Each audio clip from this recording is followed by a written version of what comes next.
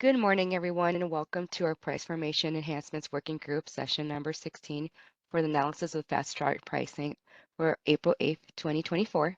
We welcome you today. We have a lot of things to go cover today, and we're going to go over the agenda briefly, but before let's get started to the housekeeping reminder on the next slide, please. This call is being recorded for informational and convenience purposes only. Any related transcriptions should not be reprinted without the ISO's permission.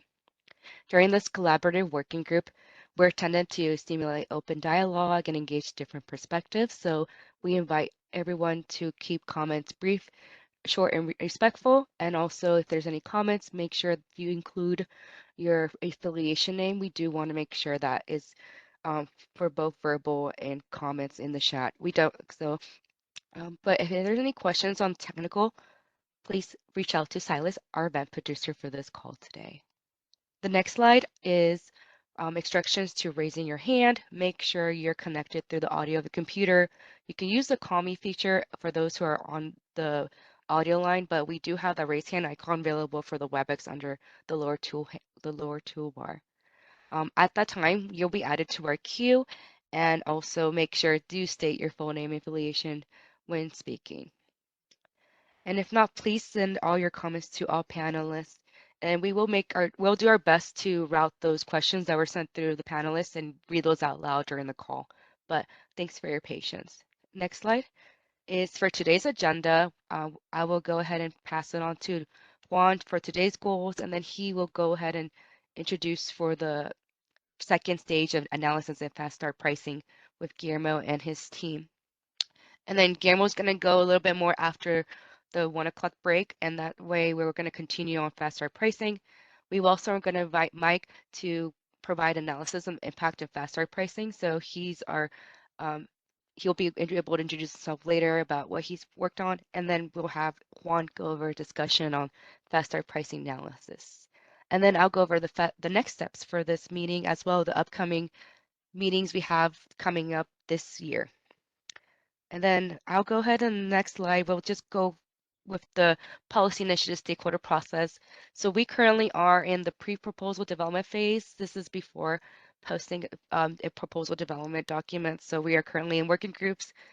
We are actively working on different phases for this project. So we'll be keeping up a new actual diagram's going to come up pretty soon for this initiative stakeholder process. So we will be sending that out to all stakeholders pretty soon on how the working groups are developed within the pre-proposal development phase. So yeah, that's going to be good. And then I can go ahead and introduce Juan, who will be going through the working group deliverables. Thanks, Silas. Go ahead. Thanks, Brenda, and thank you to everybody for joining us here today. We have, as Brenda mentioned, a lot to cover and some good discussion coming up. We're going to have Guillermo Batista-Alderete, as well as Mike Cadwallader kind of coming in later after lunch. So just want to, again, like I like to do, start with the end in mind here. The working group deliverables for price formation enhancements really had the three kind of core elements that we were looking at, and we've, through this discussion, actually added a couple of other kind of scope items, which is, I think, a really good testament to this working group construct. But for fast start pricing in particular, our commitment, our aim in this working group was to seek that stakeholder feedback to develop that scope, so that we could leverage that for robust discussion in subsequent phases and policy development discussions. And we've taken an iterative approach to this, and we're coming back to you guys after multiple rounds of feedback and fine-tuning. And so you're going to have an opportunity today to kind of see what that feedback, what that iterative process has netted, so to speak, to ask some questions, to be able to have that discussion, and again, kind of leverage that to move on into the policy development discussion portion for fast start pricing. So if we could just really quickly move to the next step, please. And this is just kind of to recap what I just mentioned there. So again, for today's session, this is on fast start pricing analysis. This is going to be based off of that stakeholder feedback from working group session 6 and 9. We're going to have Mike Cadwallader, who's joining us, kind of give his reaction to fast start pricing's impact. and then we will be able to have a stakeholder discussion here on the analysis to prepare for that policy development discussion. Don, I see your hand is up. Why don't we go ahead and unmute Don, please?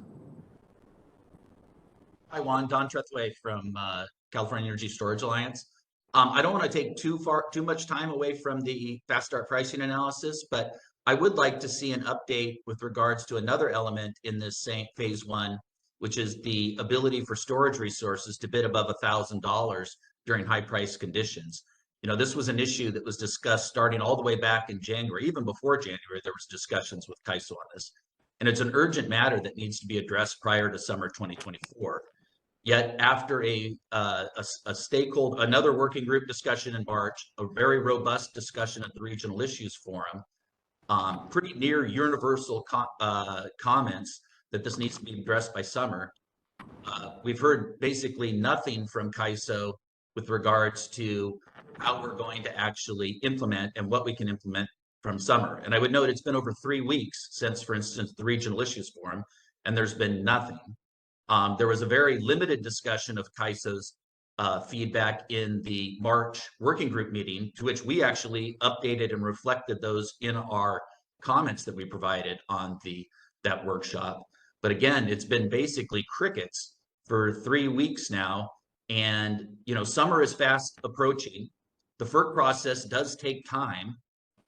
You know, and by my calculations, if we wanted to get something in by July 1st, we should have a final proposal approved by the board and ready to send to FERC for approval by the end of this month. Yet I see nothing on the calendar or any discussion scheduled to basically demonstrate that CAISO is taking this matter urgently and looking to actually come up with a solution this summer versus running the clock out. Yeah, so any update you can provide about what's going on there publicly would be very beneficial. Yeah, absolutely. I see, James, I see your hand is up. Don, rest assured that we've been working and taking that feedback, that sense of urgency quite seriously here. I see James and I see Sylvie. We've been working internally. Maybe we get a little bit of a teaser here on something that's about to come out. So James, let's go to you first. You confirm you hear me? Oh, we can hear you, yes. All right. Hey, Don, thanks for your question. The plan as of right now is that we're working on a paper that we're hoping to publish later this week that summarizes the issues and stakeholder feedback and would include a timeline of milestones that we would need to hit in order to implement sometime this summer. And we're working actively with implementation teams inside CAISO now to understand what's in the realm of possible and make sure to communicate that to stakeholders within that paper. So Sylvie might have more to add to that, but as of right now, that's what we're hoping for. James, we actually have multiple rounds of papers and information that'll be coming to you soon. The paper coming out this week will review all of the solutions that have been provided by stakeholders so far, as well as a couple of additions that we thought would help meet stakeholders' objectives.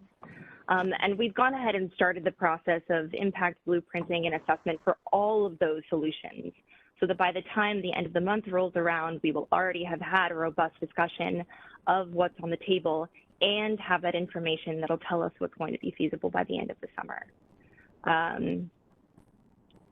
So you'll be hearing more from us soon.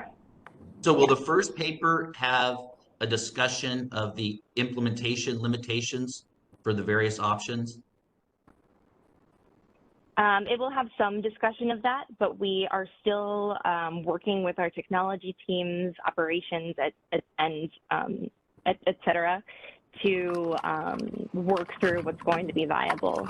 So we'll be able to begin talking about what might be feasible and what we can cross off the list. Yeah, I think the more you can get in about what is currently, how things are currently implemented and how that can limit our ability to make changes for this summer. We need to have that discussion. We should have had that discussion in March, but we need to have that discussion as soon as possible again, the Oh, CESA's for sure. position on this is we're trying to find a practical solution. We're beyond having a philosophical debate about what the right number is. We just need we argue that you need to get storage and similarly situated resources at the correct position in the bid stack, so that we can prevent the early discharge of storage uneconomically. And I think it could be argued that what is currently implemented for non-generator resources is actually at a minimum inconsistent with the intent of FERC Order 831, and at the worst, not even in compliance with FERC Order 831 in the ability for resources to actually reflect their costs during high price conditions. Agreed. I think that we're all aligned on the major goal here. And I'm hoping that by the beginning of next week, all of you are also experts on things like ECIC and cyber and all of the system architecture that's going to become relevant to the discussion around feasibility assessment. So we're getting there, and I look forward to continuing this discussion. Thanks, Don. Thanks, Sylvie. Kathleen, I see your hand as well. Let's go ahead and unmute Kathleen. Thank you. Can you hear me, Juan? We sure can. Thanks. Kathleen Colbert from Vistra. I have a different question, but before I do that, just on the last, I want to say to you and the KYSA team, I'm incredibly excited and appreciative to hear that something is coming out soon for us to hear your thoughts on the topic of the storage bidding. So thank you so much. I know that is an incredibly accelerated timeline from kind of our steady state, and I want you to know your efforts are appreciated. So I just want to say thanks. And I also want to say, Sylvie, I'm fairly well versed in the electricity cost index calculator and its timings, and I'm super excited you dropped that. So I will say, I think that's going to be great, and I also hope everyone will come along with us on that journey. But my question, Juan, is more for you, ahead. I think. Yeah. So my question has more to do with like the longer horizon. I really appreciate that you're laying out the goals for today. I wanted to share just some soft feedback before we got started that I'm losing a little context for the overall price formation enhancement working group effort. And as I have been sitting trying to think through what might help me have better like context for this overarching effort, if it were possible to even put together like a tentative arc, and I know we may have different arcs because we have like the scarcity pricing sprint that we did. We're talking about fast start pricing, done the storage discussion.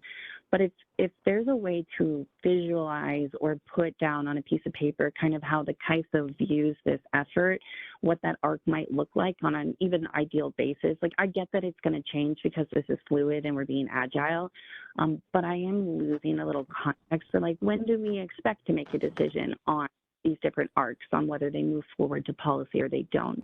Does that make sense? And do you think that would be possible?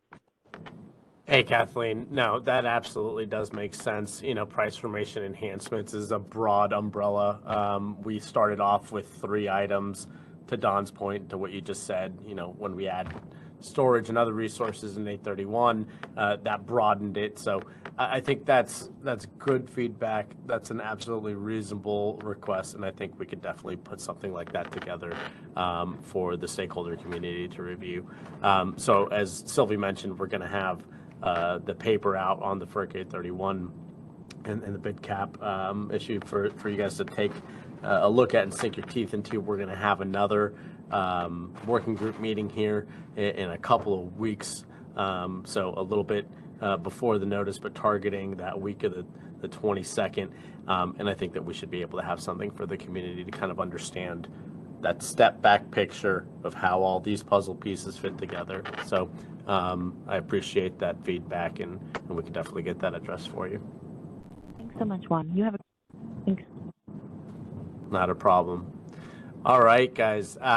Thank you again. So at this point, as we mentioned, we have quite a bit to dive into on fast start pricing. So let's go ahead and move to the next slide.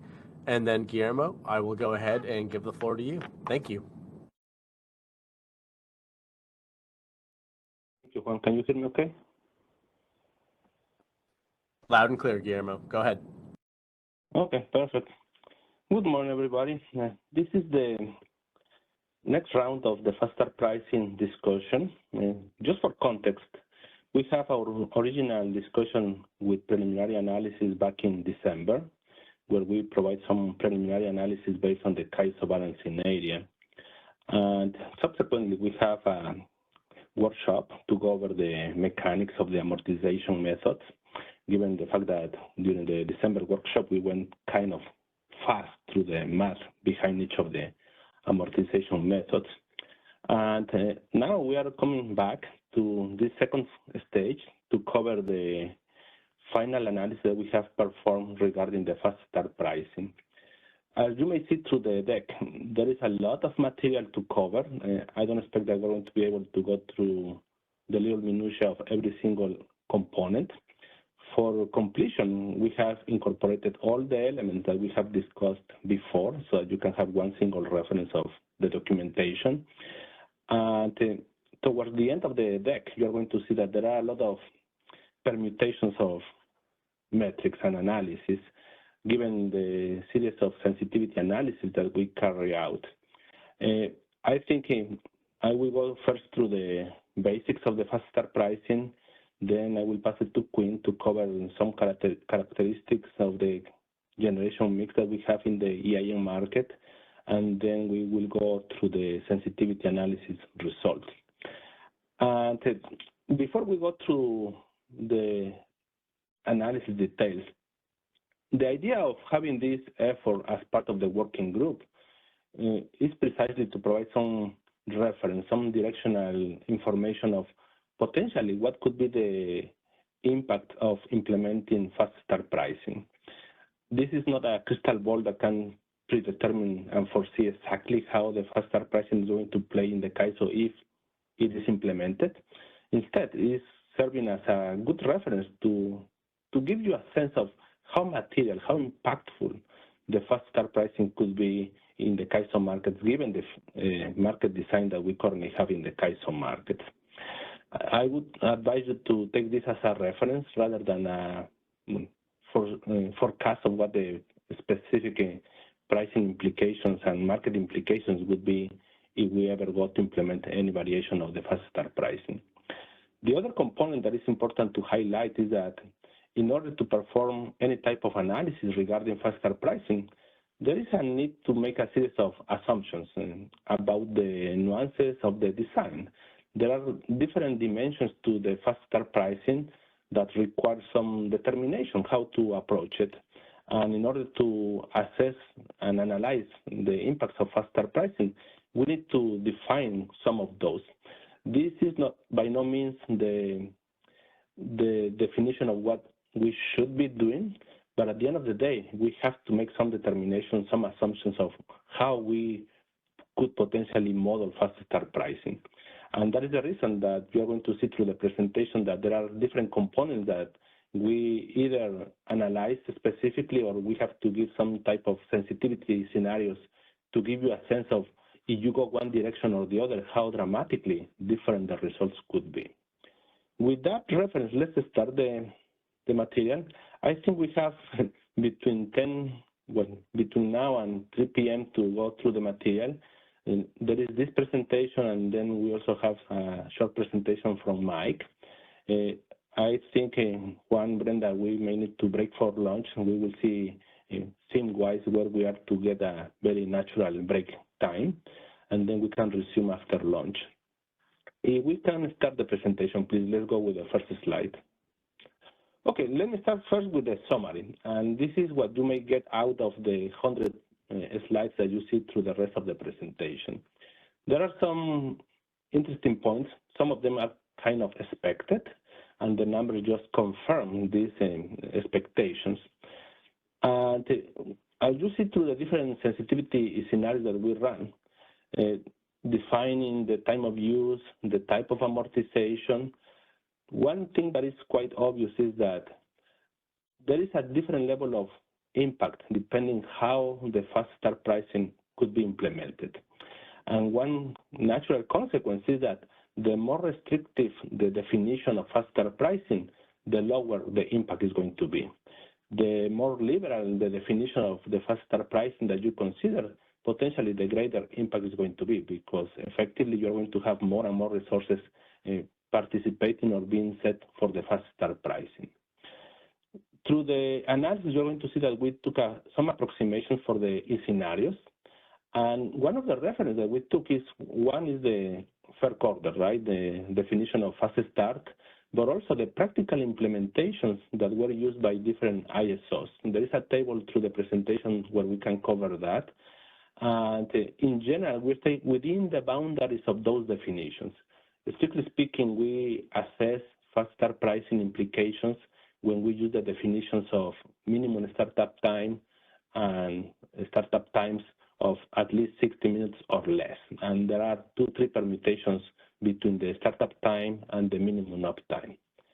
And this is relevant given the generation mix that we have in the Western energy balance market. There are other metrics that you can see that gives you some color how our generation mix is defined. And when you match that generation mix with the standard definition of fast start pricing, you can see that the narrow scope of resources is about 19% of the gas capacity that could naturally fit the definition of fast start pricing when you have this threshold of 60 minutes or less for both the startups and minimum uptimes. And when you see the location of that capacity, it's greatly concentrated and quite actually evenly concentrated between the California area and the Southwest area. And that is going to dictate a lot of the dynamics that you may see when fast start pricing is working. The other dimension that we analyze is the type of amortization. How do we incorporate the commitment cost into the bids, into the pricing mechanism? There are 3 scenarios that we consider, 3 alternate approaches, and one that is called the constant amortization. The plain amortization is the one that shows to have the greatest impact, and sometimes it's twice as much as the average amortization that is a more sophisticated approach. Next slide, please. When we go into the specifics of the fast start pricing, given these facets of the simulation, there are some observations that you can summarize quite naturally. One of those is that any method of the fast start pricing is that is going to have an impact on prices to different extents depending on the specifics of the implementation. What we see through the analysis that we have done is that prices are going to increase, and naturally they follow a seasonal trend. Prices tend to be higher during the summer months. Prices tend to be higher when there are extreme conditions like the gas spikes that we observed in December 2023. And that is just a natural consequence that fast start pricing effectuates when you have to start up and transition units, and these startups and transitions typically happen more vividly during these typical times of the year, during the summertime frame, during the peak times, and when you have these tight supply conditions. Now, the other dimension that you can see for the impacts is through the profile of the day. There are, generally speaking, even though different regions may have a slightly different trend pattern, you can see that the price impacts naturally get clustered around the peak times. There are price increases in the morning peaks around 8, 9 in the morning, and then one more in the evening peaks when we are really reaching the peak loads of the day. Depending on any of the scenarios that we assessed, the frequency of those prices can be quite large. It could be as little as 3% of intervals impacted, up to 25% of intervals impacted, depending on the specific scenario that we are analyzing. That just gives you a sense of the potential extent of the impacts of fast start pricing. The 3% impact is really when you are looking at the specific balancing area pricing mechanism, and 75% you have this wide system bubble that everybody can set the price for everybody else. Also, depending on the specific scenario that you may look at, there is a very interesting dynamic, and that is typically we're going to see that price increases happen more frequently in the Southwest and in the CAISO area, and you can see in some cases the prices may reach on average, monthly average, up to $8.7 per megawatt. That happens mostly in the south part of the system during extreme conditions like the summer 2022 or the gas conditions of the December 2023. On the other hand, when you see the Northwest, for instance, where you have a lot of hydro resources, there are cases where there is no price impact because there is no fast start unit setting the price differently because it's mostly hydro. And you have all this range, this spectrum of possibilities depending on the scenario that you are analyzing. Consequently, what you're going to see when we try to estimate the cost impact, that is going to vary. It's going to vary not only based on the scenario, but also on the areas that we're analyzing. It's not just about the prices that are going to change, but also the energy that is going to be traded at those prices. And when we expand this to the Western Energy Imbalance Market areas, one factor that we have to consider is that we are settling only the incremental supply relative to what we call the based schedules. It's not the total supply that is being settled. So when you just take that incremental relative to the base schedules times the price changes, that is where you get the potential cost impact, the additional payment to supply based on the fast start pricing. With this preview of the results, let me go now into the different stages of the analysis that we have. Can we move to the next slide, please? As a reference, this is the second stage of the analysis. This is what we committed to pursue as part of the working group to provide to this effort guidance and reference and direction of potentially what the impacts would be. This analysis could also be a useful tool to realize of these little nuances that may have to be assessed carefully in the design phase, because as you can see, they may have different impacts depending on how we approach or how we assume the design features of the fast start pricing. The first stage was this proof of concept, and now with the second stage, we are coming with the assessment not only for the CAISO, but also for all the balancing areas. And we would look forward for any feedback that you may have when you have an opportunity to assess this type of analysis. Next slide, please. What do we have in a scope for this second phase of the analysis? We have some metrics about the characteristics of the generation fleet, not only for the CAISO area, but in general across the EIM footprint. How that generation mix is defined, what are the resource characteristics, where the capacity is located, because again, that could influence the dynamics that we may see in the market footprint. We also have a series of metrics regarding the bid cost recovery. I think anytime we're talking about fast start pricing, there is this implication with the bid cost recovery. Increasing prices naturally may tend to provide extra revenues to some resources, and for those that were dispatched uneconomically out of merit and are out of make-whole payments, the bid cost recovery is the tool to make sure that they are made whole, and having higher prices naturally is going to diminish to some extent the bid cost recovery that is accrued through the natural prices. We also have some analysis about the historical unit commitments that we have seen for the market footprint. And then we go into the fast start pricing impacts for all the areas that are making up the market footprint. There is, at the end, I believe we put that in the appendix, some implications of the fast start pricing for when we have to consider the opportunity cost for procuring flexible ramping product. there is a series of metrics that you can see how potentially the flexible ramping product prices could be impacted or effectuated with the fast start pricing. And as the core of the analysis, we have what we call the sensitivity scenarios. At the end of the day, we ended up with 12 different sensitivity scenarios. And these are sourced from the different combinations that we have by using 3 types of others. That is what we call the constant, the adjusted, and the average adder.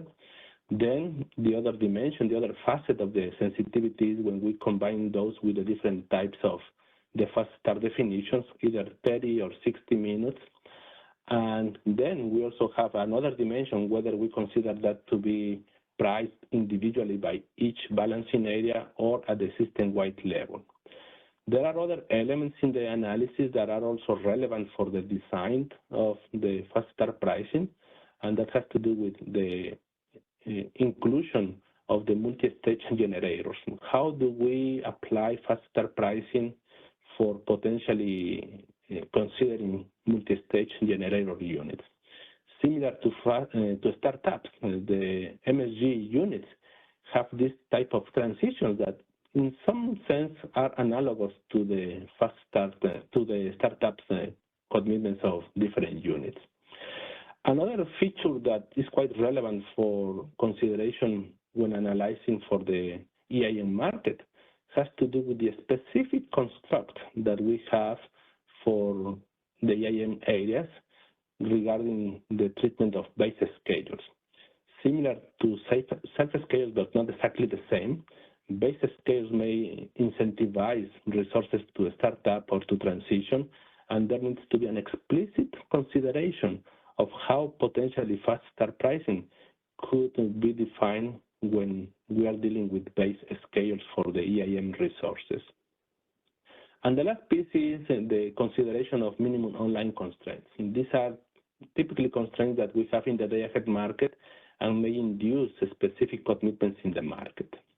And we will elaborate along the presentation about each of these elements of the analysis. Next slide, please. Okay, let's jump one more, please.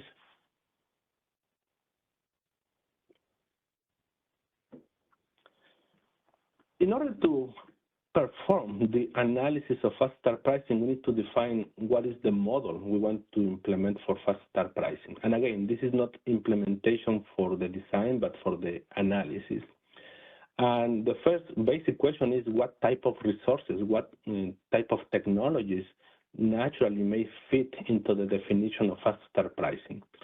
The default is the conventional gas-fired resources. And these are, in the old days, the classical type of resources that may incur uneconomic dispatches given the discrete cost and the temporal constraints that they may have. In addition to these resources, we have other type of interesting resources in the CAISO market, including the proxy demand response resources. We have storage resources, variable energy resources, hydro resources, and even though it may be still gas resources, we have this specific model of combined cycles that is for multi-stage generators. When you see this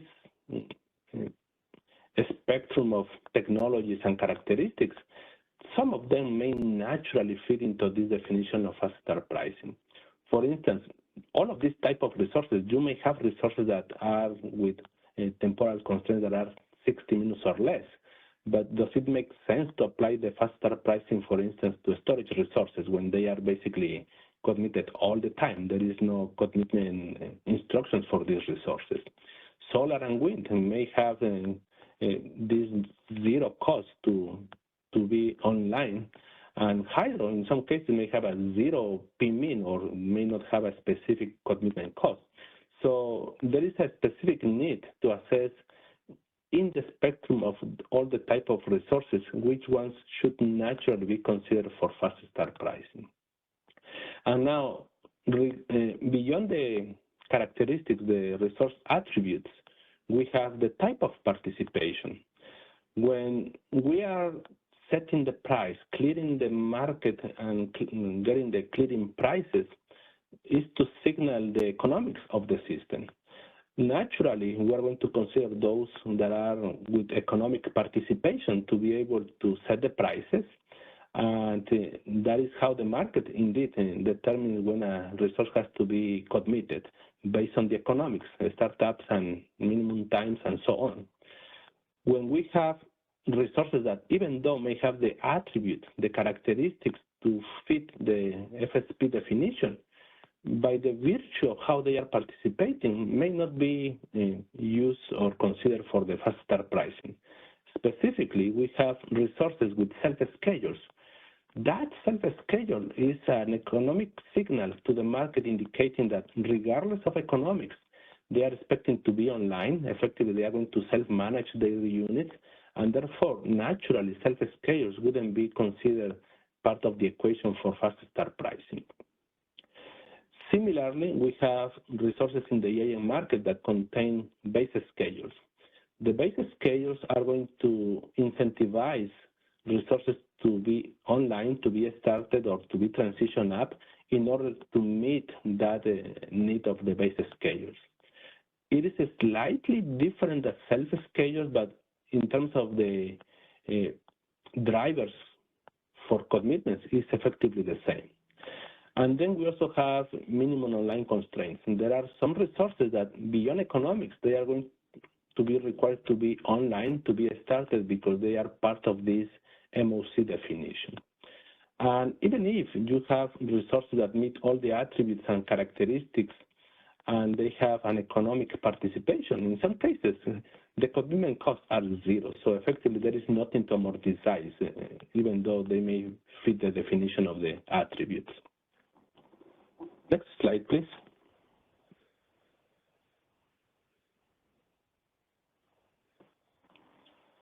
There are other facets in the definition of fast start pricing.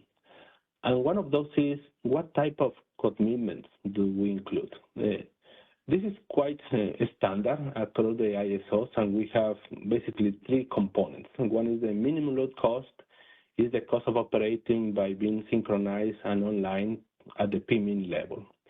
We also have the startup cost, that is a discrete event-driven cost for starting the unit. And specific to the CAISO, we have the multi-stage generator transition cost.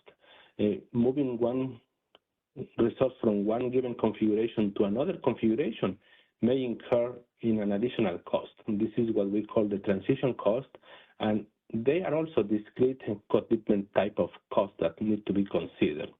In this analysis, we expanded the fast start pricing logic to treat specifically the upward transitions for multi-stage generators.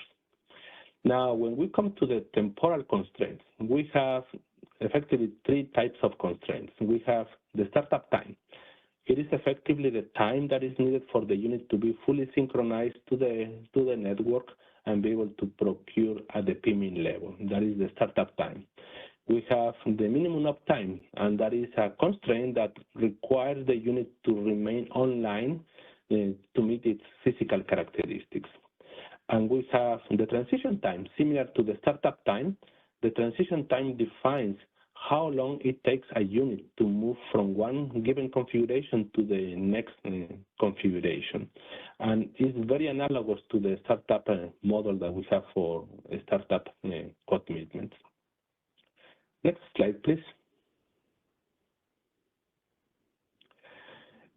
Here is where we have to come with some decisions of what do we consider to model the fast start pricing for analysis. One is what type of market do we consider, day ahead versus real time. Given the data availability that we have specific for the EIM market that is only real time, we limited the analysis to the real time for both the CAISO and all the balancing areas in the EIM market. We have also the commitment type, and that is going to be, once we define how we're going to amortize the cost, we also have to define over what period we're going to amortize. It could be up to the minimum uptime, that is the minimum that needs to be considered, or potentially another variation that is actually implemented in other ISOs, that is over the period in which the unit is actually committed, that may be beyond the minimum uptime. Then we have the eligible resources, the characteristics that are going to define what resources can be modeled for faster pricing, really defines this set of resources that we consider. And in general, what we're considering is all the gas resources that have these time definitions that are 60 minutes or less. And then the other dimension is the type and cost of and extent of the amortization. In these scenarios that we analyzed, and we have specifically 3 types of amortization, what we called the constant, the average, and the adjusted amortization. And the last piece that I already touched a little bit is the type of participation. We do distinguish between economic participation versus what we call self-schedules and base schedules. Economic participations is going to define economic startups or transitions that should be able to set the price, in contrast to self-schedules and base schedules that are not going to let the resources to set the price. Next slide, please. This is a little comparison that we have across some of the ISOs in the US for those that have implemented some type of fast start pricing. And there are 3 characteristics that we highlight in this matrix. One is the markets that are used to apply the fast start pricing. In general, is across both the day ahead and the real-time markets, with the exception of ISO New England. We also have the commitment costs, which ones are included in the amortization or consideration of the variable range. In general, it's quite a standard to consider both the startup cost and the minimum load cost. And then potentially one of the most critical pieces, that is the fast start definition. What is the timing factor to consider here? And you can see that there is some type of variation depending on the consideration of startup time and minimum of time. But in general, regardless of what ISO you are looking at, all the fast start definitions are limited to no more than 1 hour. That means either the startup time or minimum uptime are 1 hour or less. The resources that have these temporal constraints greater than 1 hour are not considered in the fast start pricing in any of the ISOs that we survey. Next slide, please.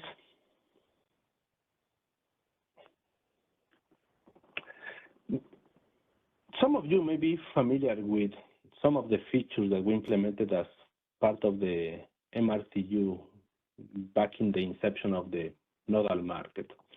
We do have indeed a model that we call the Constraint Output Generator model, the COG, and that was our first attempt at the inception of the MRTU to provide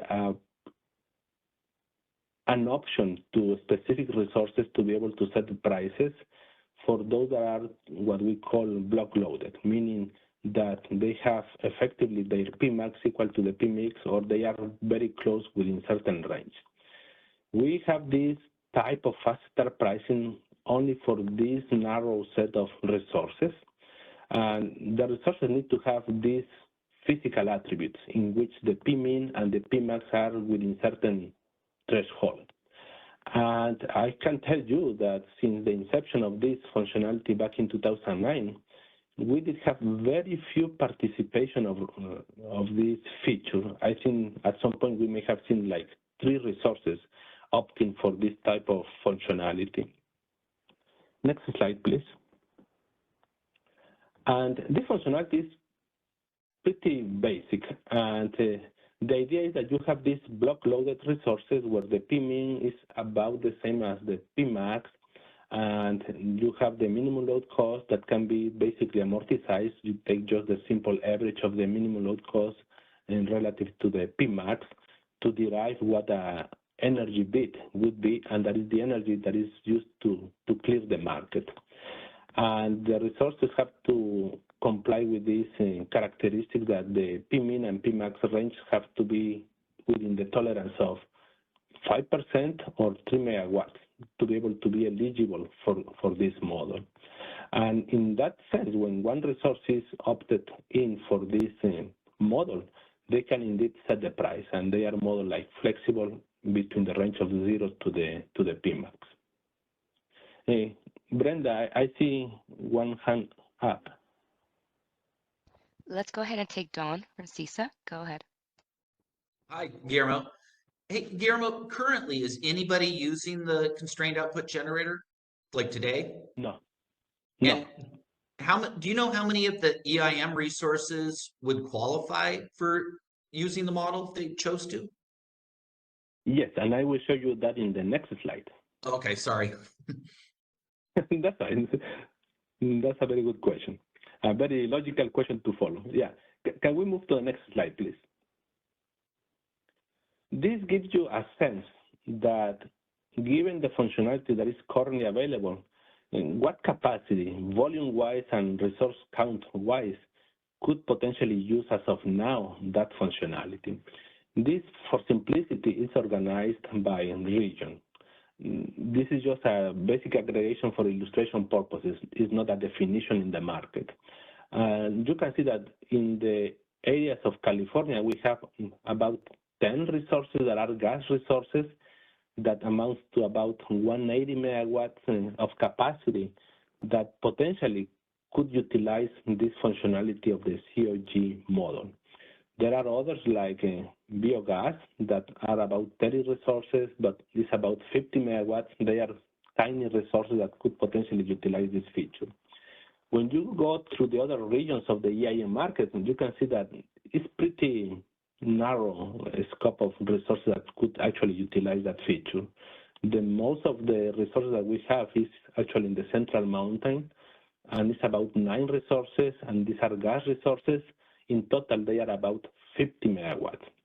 This is the capacity, the resources that could potentially use as of now that functionality because they have the characteristics, the attributes to be able to opt in.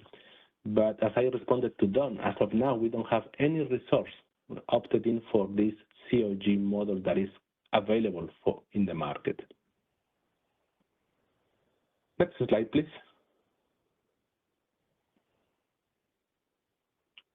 Okay, let's change a little bit the topic here as we build up the discussion for the analysis.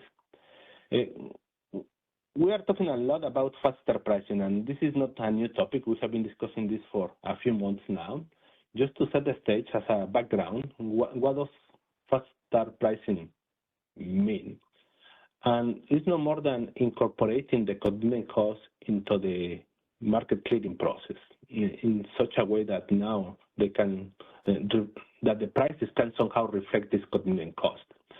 Naturally, by incorporating this commitment cost, we are going to tend to clear higher prices because now the variable range of the bids are going to reflect this additional cost. And to some extent, as you have higher prices, those resources that were out of money and that eventually may require whole payments may see some reduction of that type of bid cost recovery. There are,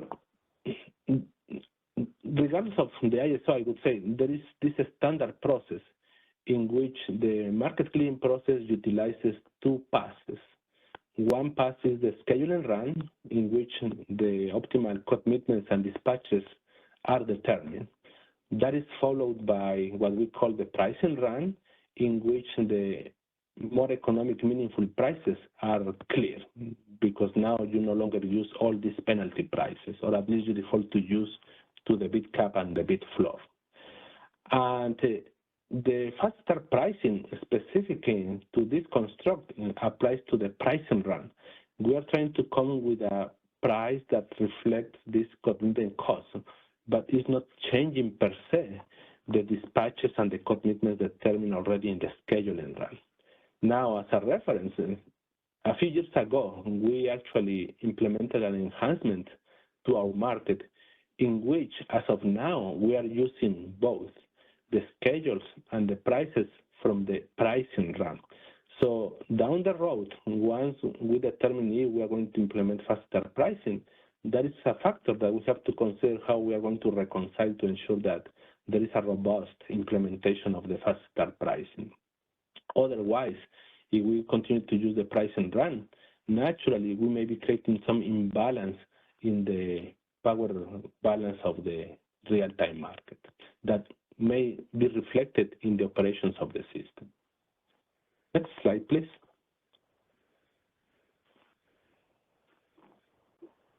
Okay, so how do we approach faster pricing, at least for this analysis? We have, as I indicated, three alternatives to how incorporate the commitment cost into the pricing mechanism of the market. And I refer those to be the constant adder, the adjusted adder, and the average adder. Well, it's not strictly an adder, it's an average amortization. And then for how long the amortization should apply. We ran out of time to consider potentially a second option here. The option that we are considering is that effectively the amortization is only applicable through the minimum uptime. For the startup time, that makes a lot of sense. For the minimum load cost, there is this open discussion whether it should be limited to the minimum uptime or indeed should be considered for all the period in which the unit is committed. And for this specific analysis, we ended up using just the first approach that we already proved concept back in December, that is only through the minimum uptime. Next slide, please. Let me go quickly through this. We discussed this, we introduced this first in the December workshop. Then there was a dedicated workshop in mid-February where we unpack in more details the math behind each of these methods. I don't intend to go through the rehearsal of all these nuances, but just to consolidate the three scenarios here as a quick reference. And in addition to the formula, I try to put this in illustration just to give you some intuition of really what the alternative approach is doing.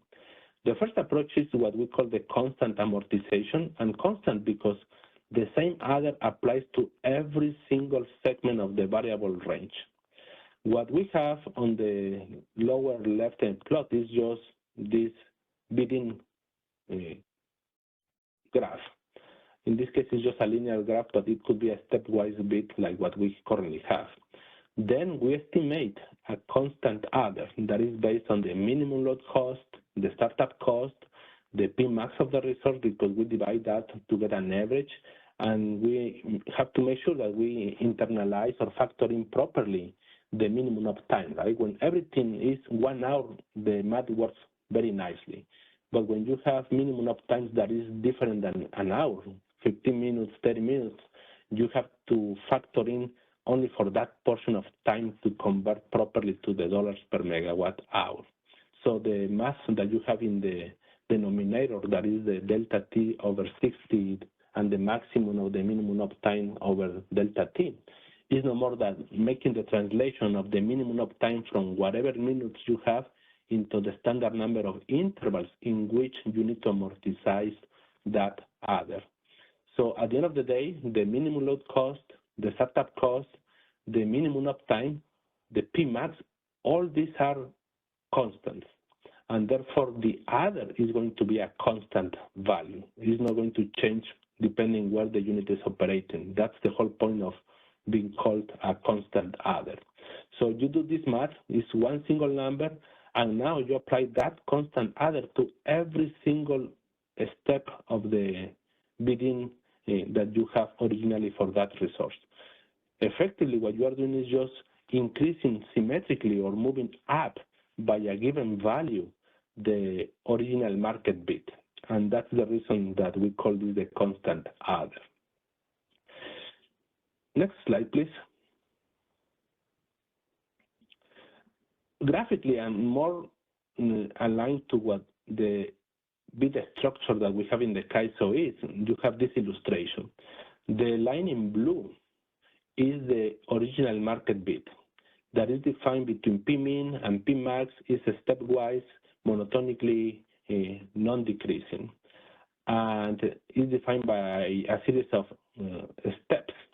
Now, when we derive a constant adder based on the minimum load cost, the startup cost, the minimum uptime, and the P-max of the resource, in this illustration, you have a specific value, just to give you a number.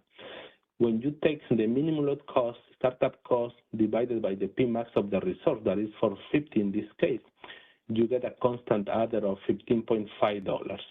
That is the value that is going to be added the same way to every single segment of the original market bid. So you are moving up that market bid by that much, by $15.5. Now, the other feature of the fast start pricing is that in addition to moving up that bid, we are going to relax the integrity constraint that we have for the commitment. The integrity constraint basically tells you you can be at 0 or at P-min, but not in between. So what we do is to relax that integrity constraint to be basically a continuous value. That means we are modeling that the resource can effectively be dispatched anywhere between 0 to the P-max, including the range that is discrete between 0 and the P-min. And what we do is no more than extending the first segment all the way to 0 to make sure that we have this continuous range of the bid going now from 0 to P-max. And that is how the first amortization method works. Now we have this higher priced, continuous from 0 to P-max bid range in which the market can dispatch this resource. Next slide, please. The alternative two is a slightly different variation. It's still a constant adder, but it's a reduced or adjusted adder. In addition to accounting for the minimum load cost, the startup cost, the difference is in the first component. You can see that we have the minimum load cost minus the maximum of 0, or the product of the first price times the P-min. That is the variation relative to the previous method. In this case, we are discounting the cost that is already covered by the unit operating at P-min, because at P-min is priced with the beta sub 1. That is the first price of the first segment of the market bid. What is going to result is that you are going to have a slightly smaller adder relative to the constant adder, because you are subtracting that quantity of the cost already covered in the first segment. There is a max of 0 or that first segment to ensure that when we account for all resources, in some cases there are some resources that can actually be in negative. That means the beta sub 1 may be negative, and if you are going to subtract a negative value, now you are actually increasing or making the constant adder greater than the original adder.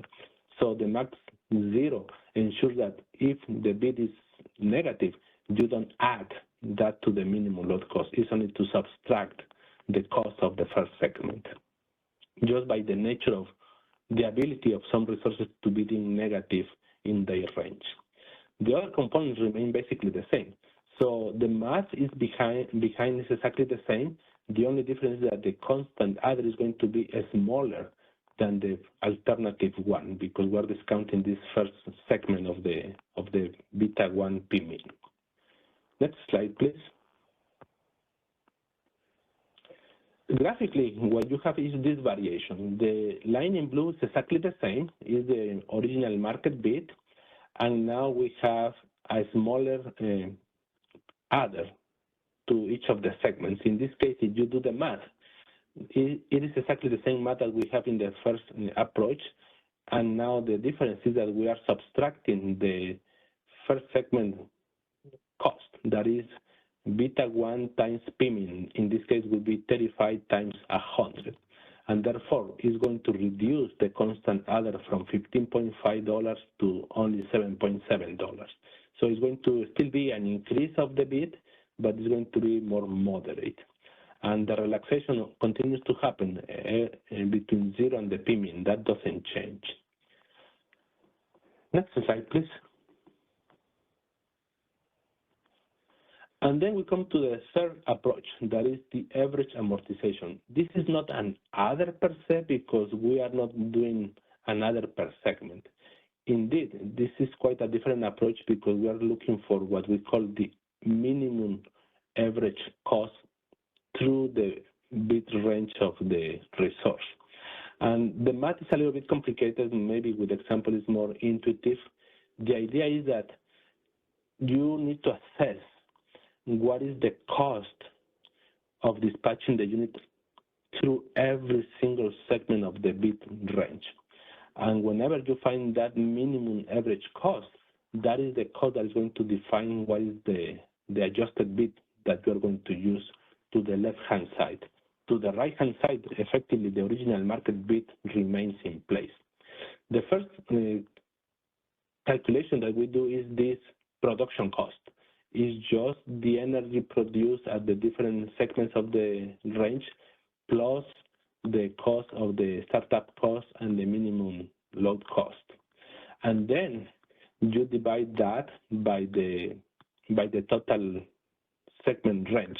If you are assessing the second interval of the bit, the size of the segment is basically the upper end of that second segment.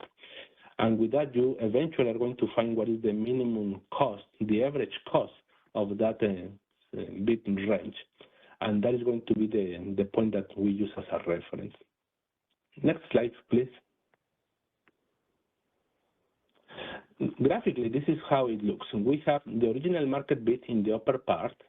Now we are finding the average minimum load cost and startup cost that goes through the range, because as you move through the range, you are taking the minimum load cost and the startup cost divided by a greater and greater generation point. You continue to divide by a greater number as you progress through the range, and therefore the cost is going to be lower and lower. So when you sum up the variable range plus this average minimum load cost and startup cost, you end up with this convex function that now is going to have a minimum point. That is the point we are looking for, and you have to do this systematically for every single point of the segment of the bit range. Next slide, please. Graphically, this is how it looks. We have the line in blue to be the original market bit, and we are going to be constructing this type of convex curve that is the total average cost. Starting from the very first segment. The very first segment is no more than the commitment cost, the minimum load cost plus the startup cost.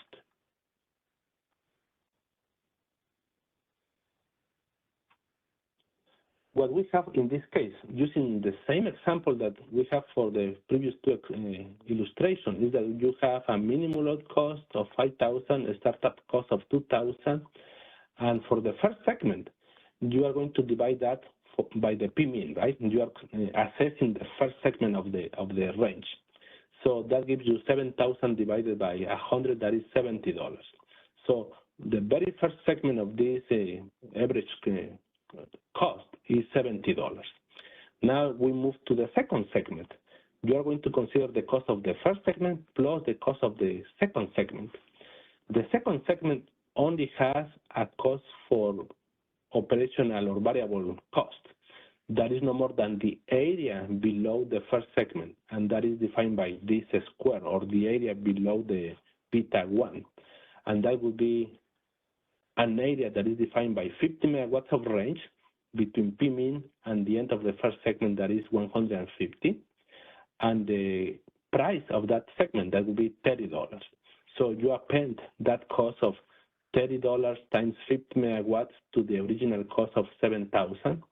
And now you're going to divide that not by the P-mean, but up to the generation point that you are assessing at that point in the second segment, that is going to be 150 megawatts. So the total cost, average cost in this case, is going to be 56. And that is going to be effectively the second segment value. And you keep going. There will be a point where you reach the minimum value, and then it's going to continue to go up. What you are looking really is for the value that gives you the minimum average cost. Next slide, please. When you find that minimum cost, that is what defines the breaking point. To the left, that is going to define what is the adjusted bid. That is going to be flat from 0 to that point. And to the right is going to be basically the original market bid, because past that point, you don't need to add or to increase the original market bid because it's already able to cover the commitment cost by the way it has been bidding. Next slide, please. When you compare these methods, at the end of the day, you're going to see that each of the amortization methods is going to give you a different solution. They are going to be based on different bids. One may be higher than the other, and therefore the prices may be higher than the others. And the idea of assessing these three approaches is just to give you a sense of how meaningfully different these amortization methods can be if they are going to be implemented. This is a decision factor. This is a factor that has to be designed based on the conditions that we want to consider. And this analysis just gives you that sense how dramatically different can be if you implement one approach over the other. Next slide, please. Very quickly, what we have described are the amortization methods to account for the minimum load cost and the startup cost. As indicated before, we do have the model of multi-stage generators for the CAISO that to a great extent are somehow analogous to startups, at least when you're looking at the transitions up. What we have done is to expand that concept of the fast start pricing, the three amortization methods, to use for the multi-stage generator model.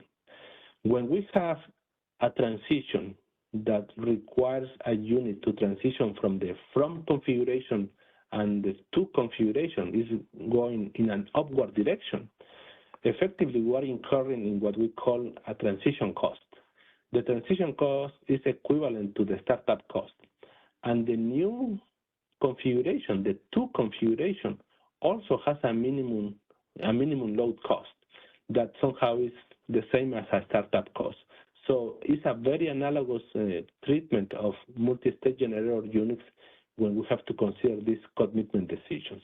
Therefore, at least for this analysis, we have expanded the logic of fast start pricing to also incorporate the treatment of multi-stage generators. Next slide, please. One more. There are several nuances that if eventually we are going to implement fast start pricing in any fashion, have to be shaken out. There are several complications and complexities inherent to the MSG model. First, we have transitions that can be upward, but also downward. And for this analysis, we only consider the upward because it's the natural extension of startups. But there needs to be more detailed assessment whether there should be any logic applicable to the downward transition. The second piece is that transitions are quite complicated. There are configurations in several units that we have that they have overlapping ranges that make things a little bit more complicated. So there are some nuances that we have to consider. And then when you expand this to the EIN market, we have this consideration of the base schedule. That is another dimension to the complexity of dealing with multi-stage generators. All these are very nuanced considerations that eventually have to be considered mostly in the implementation and even in the design phase of any fast start pricing. Next slide, please. The last piece is one feature that we have for the CAISO balancing area, and that is, years back, we implemented this feature that is superior to the use of the exceptional dispatches. This is a constraint that is applicable for the day-ahead market, in which we require that, given the physical constraints that we may have, that some resources can be defined to be in certain region of the system. And we require that certain minimum capacity has to be online in that region. And the market is going to define what resources have to start up to meet that definition. That constraint is going to drive the commitment of these resources, in part due to economics, but in part because it's going to force those resources to be online. So most likely, and we have seen that when these resources are committed because they are part of the MOC, quite generally they may be out of money because they are on economically dispatched to meet the constraint definition. And when we are developing this for the day-ahead market, that has to be a factor to consider for fast start pricing. When it comes to the real time is not really a factor because these decisions are made in the day-ahead time frame. If we have a long start unit that has to be committed as part of this MOC definition, when it comes to the real time, it's not because of economics, it's because it's a binding instruction coming from the day-ahead market. Now, if we have a unit that is with a shorter startup, that is not going to be a binding instruction from the day-ahead market, and it means that the real-time market is still the last opportunity where the decision to whether to admit that unit or not is going to be made. It is the real time, therefore, based on the economics, that is going to decide whether the unit is going to be committed. These are the ones that are going to be considered for fast start pricing. Next slide, please. The last piece, and this is new relative to the analysis that we provided in December. When we expand the consideration to the treatment of the resources in the energy imbalance market, the energy imbalance market is predicated in this concept of base schedules. There are resources that are going to be considered to meet the demand of the system. We have this balancing test in which the base scales of supply have to be about the same of the demand. And when we come to the real-time market operation, these base scales are kind of given supply. They are not going to be optimized unless the resource is put in an incremental or decremental bit in that range. It is then when the market is going to be able to dispatch economically the unit. But if there is no economic range behind that base schedule, basically that is just a given megawatt that is not going to be optimized by the market. So when there is a unit that has a base schedule, and let's say that unit is also economically participating in the market, the base schedule is going to effectively drive the unit to be started or transitioned because of that base schedule. That means that startup or that transition is not going to be because just economics. It's going to be because of that base schedule. So we need to make the distinction if a unit in the EIM market is committed because of economics or because of the base schedules. And the math is pretty simple. That is, if the startup is aligning with the time of the base schedule, that is a startup due to the base schedule. If the startup is unrelated to the base schedule, or effectively there is no base schedule by the time the unit was started up, that clearly is a startup based on economics. If we can move to the next slide, please. I think there is an illustration here to highlight this concept. Let's look at first the hour ending 6 startup. We have in dark blue the profile of the base schedules. And those base schedules naturally have to be in the range of the unit between Pmin and Pmax. And in this specific case, the dark blue starting now ending 7 is telling that the unit has a base schedule of 30 megawatts.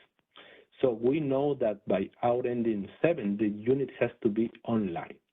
Now, if you look at the trend of the light blue, the unit is actually started 1 hour earlier in hour ending 6, not because of the base schedule that is due until 1 hour later. That is a case of a startup due to economics. There are bids for the resource, and the economics are right for the unit to start up. So that startup is going to be considered for fast start pricing. What happens after that is kind of irrelevant because it's going to be just an incremental dispatch relative to the base schedules. And that can be higher or lower. It's just going to be purely economic dispatches based on the characteristics of the resource. In that sense, the base scales are kind of irrelevant to the economics of that unit. Now, let's look at the second example, the example for the startup of hour ending 15. By the way, the unit was shut down later in the day. And then it has base schedules again for hour ending 15 and onward, just effectively to meet the peaking conditions of the day. In this case, you can see that the base schedule aligns perfectly with the dispatches of the unit in light blue, meaning that unit was started because of the base schedules, not just because of economics. In that case, this second startup that is in hour ending 15 is due to the base schedules and is not going to be considered for fast start pricing. Whatever happens for that unit after the fact is no more than based on the economics of the unit, but that commitment decision was already made based on the base schedules. That is the nuance that we have relative to the resources that are participating in the EIM market because it is predicated in this concept of the base schedules. Next slide, please.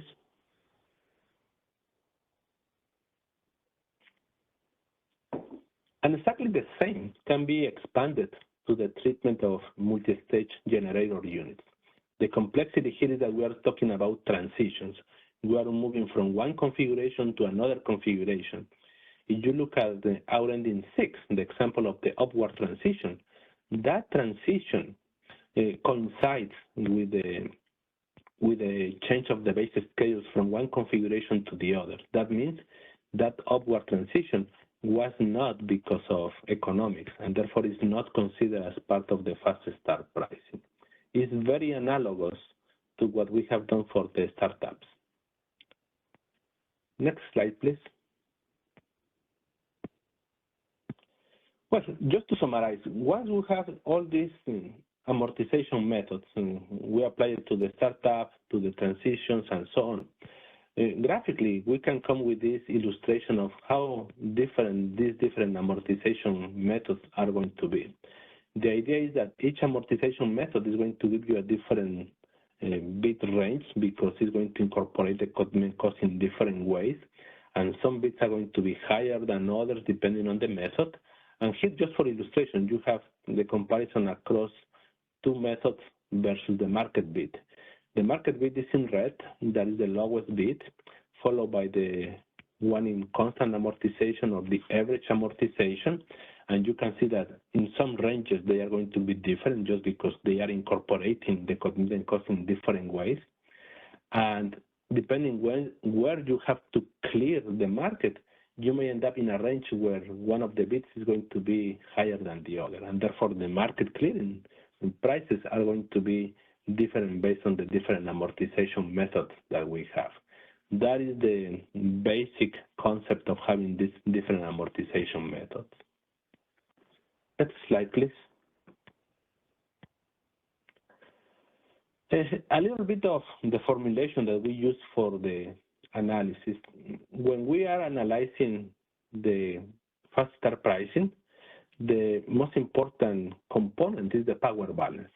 How do we account for the power balance between supply and demand? Well, we have the supply side, that is all the internal supply to the specific balancing area, that is G, plus all the imports. This is for hourly intertie transactions specific to the CAISO, but also the transfer import, that is the X upper I.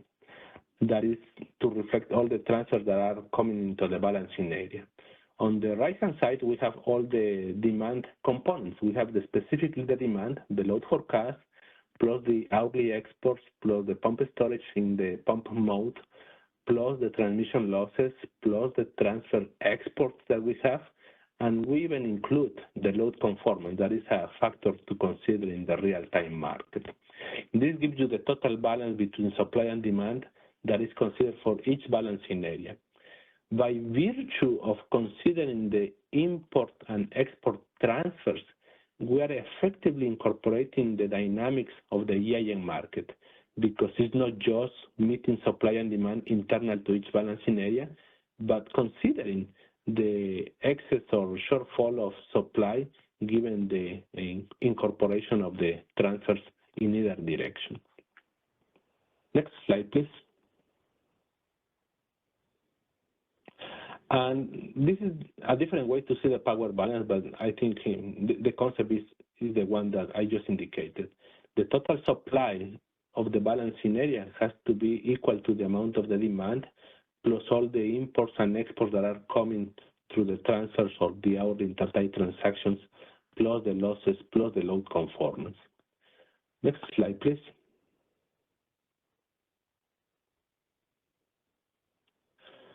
Okay, now, in order to do the analysis, we have to consider that there are too many moving pieces that ideally we want to be able to assess the implications of how we approach each of these dimensions. And again, one dimension is the time definition. In what time temporal constraints we consider. 30 minutes for startups, 60 minutes for startups. SPP, for instance, consider only 10 minutes. And then the type of amortization, whether we are going to use the constant, the adjusted, or the average. And then we have what I call the market configuration. And I think this is important to consider in the context of understanding the market results. Here we are taking two bookends, and this is critical to understand the different type of analysis that we show in the subsequent slides. One approach, one bookend is what we call the per BAA area. That means when we are setting the price with fast start pricing, the assumption is that each area has to set the price based on its own resources. The other bookend is when we allow that the price to be set not just by that area that we're analyzing, but by any area in the EIM market.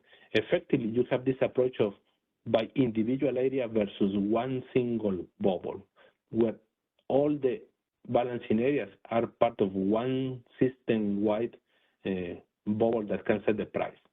Effectively, when you have this system-wide approach, you are enabling the transfers to be able to set the price by somebody else in some other balancing area. In contrast, when you take the approach, the other bookend, that each area has to be priced individually, you are confining that the pricing has to be set only by internal resources of that area. That naturally is going to make the results more spiky because you are limiting each area to its own resources. Those areas that have fast start resources are going to see a difference because now they can set the price with this fast start pricing. Those areas that do not have fast start units, like those in the Pacific Northwest where it's mostly hydro, they're not going to see a price change because there are no units setting the price with fast start pricing. It's only in the context of the system-wide where they may see a secondary effect that somebody else is setting the price with a fast start unit, that now they can see a higher price and they can trade their energy at that higher price. But again, because that was set by somebody else in another area rather than their own area. Next slide, please.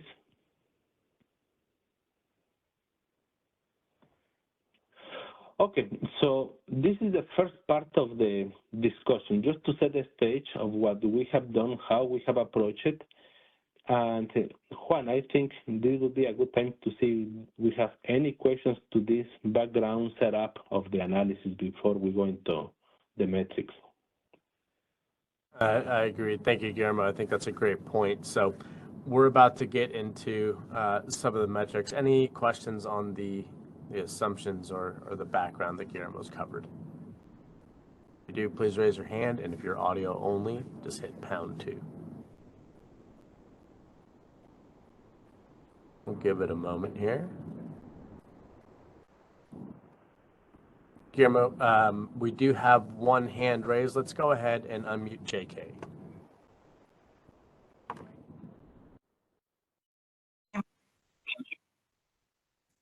This is JK Wang from PG&E. Thank you, Guillermo, for very clearly presenting the assumptions. I just have a question out of curiosity. In all of the three alternatives, do Kaizo have any preference or, in terms of design advantage? Which one do you think has more advantage over the others? Yeah, but no, JK, we don't have at this point any predisposition of what the options should be, because I think that was precisely the way we structured the analysis to ensure to give everybody all the information and give you the pros and cons and all the implications. I think your question is very relevant to the next stage. And once we start going into a policy development, that is when we really need to come with the pros and cons of each of the conditions to have that explicit discussion. As of now, we really want to furnish all the information so that you can have an educated discussion in the next stage. Sounds good, thank you. And a very quick follow-up question. So are any of these designs specifically related to any other RTO's design? Sorry, JK, I couldn't catch your question. So you presented three different alternatives. I'm curious, like for the other RTOs, is one design more oftenly adopted over the other twos? Yeah, in one of the slides that I presented earlier today, I showed that matrix, and you can see that there is not such a great variation among ISOs. They are all oscillating around the definition of 60 minutes or less, right? Some use startups of 30, others 10, others 60, and the minimum uptime seems to be kind of uniform, 60 minutes or less across the board. So it looks like, at least by the survey of other ISOs, the main decision point is for the timing of the startup, whether it's 10 minutes, 15, 30, or 60, or something else. And that means that there are not really too many variations to choose from.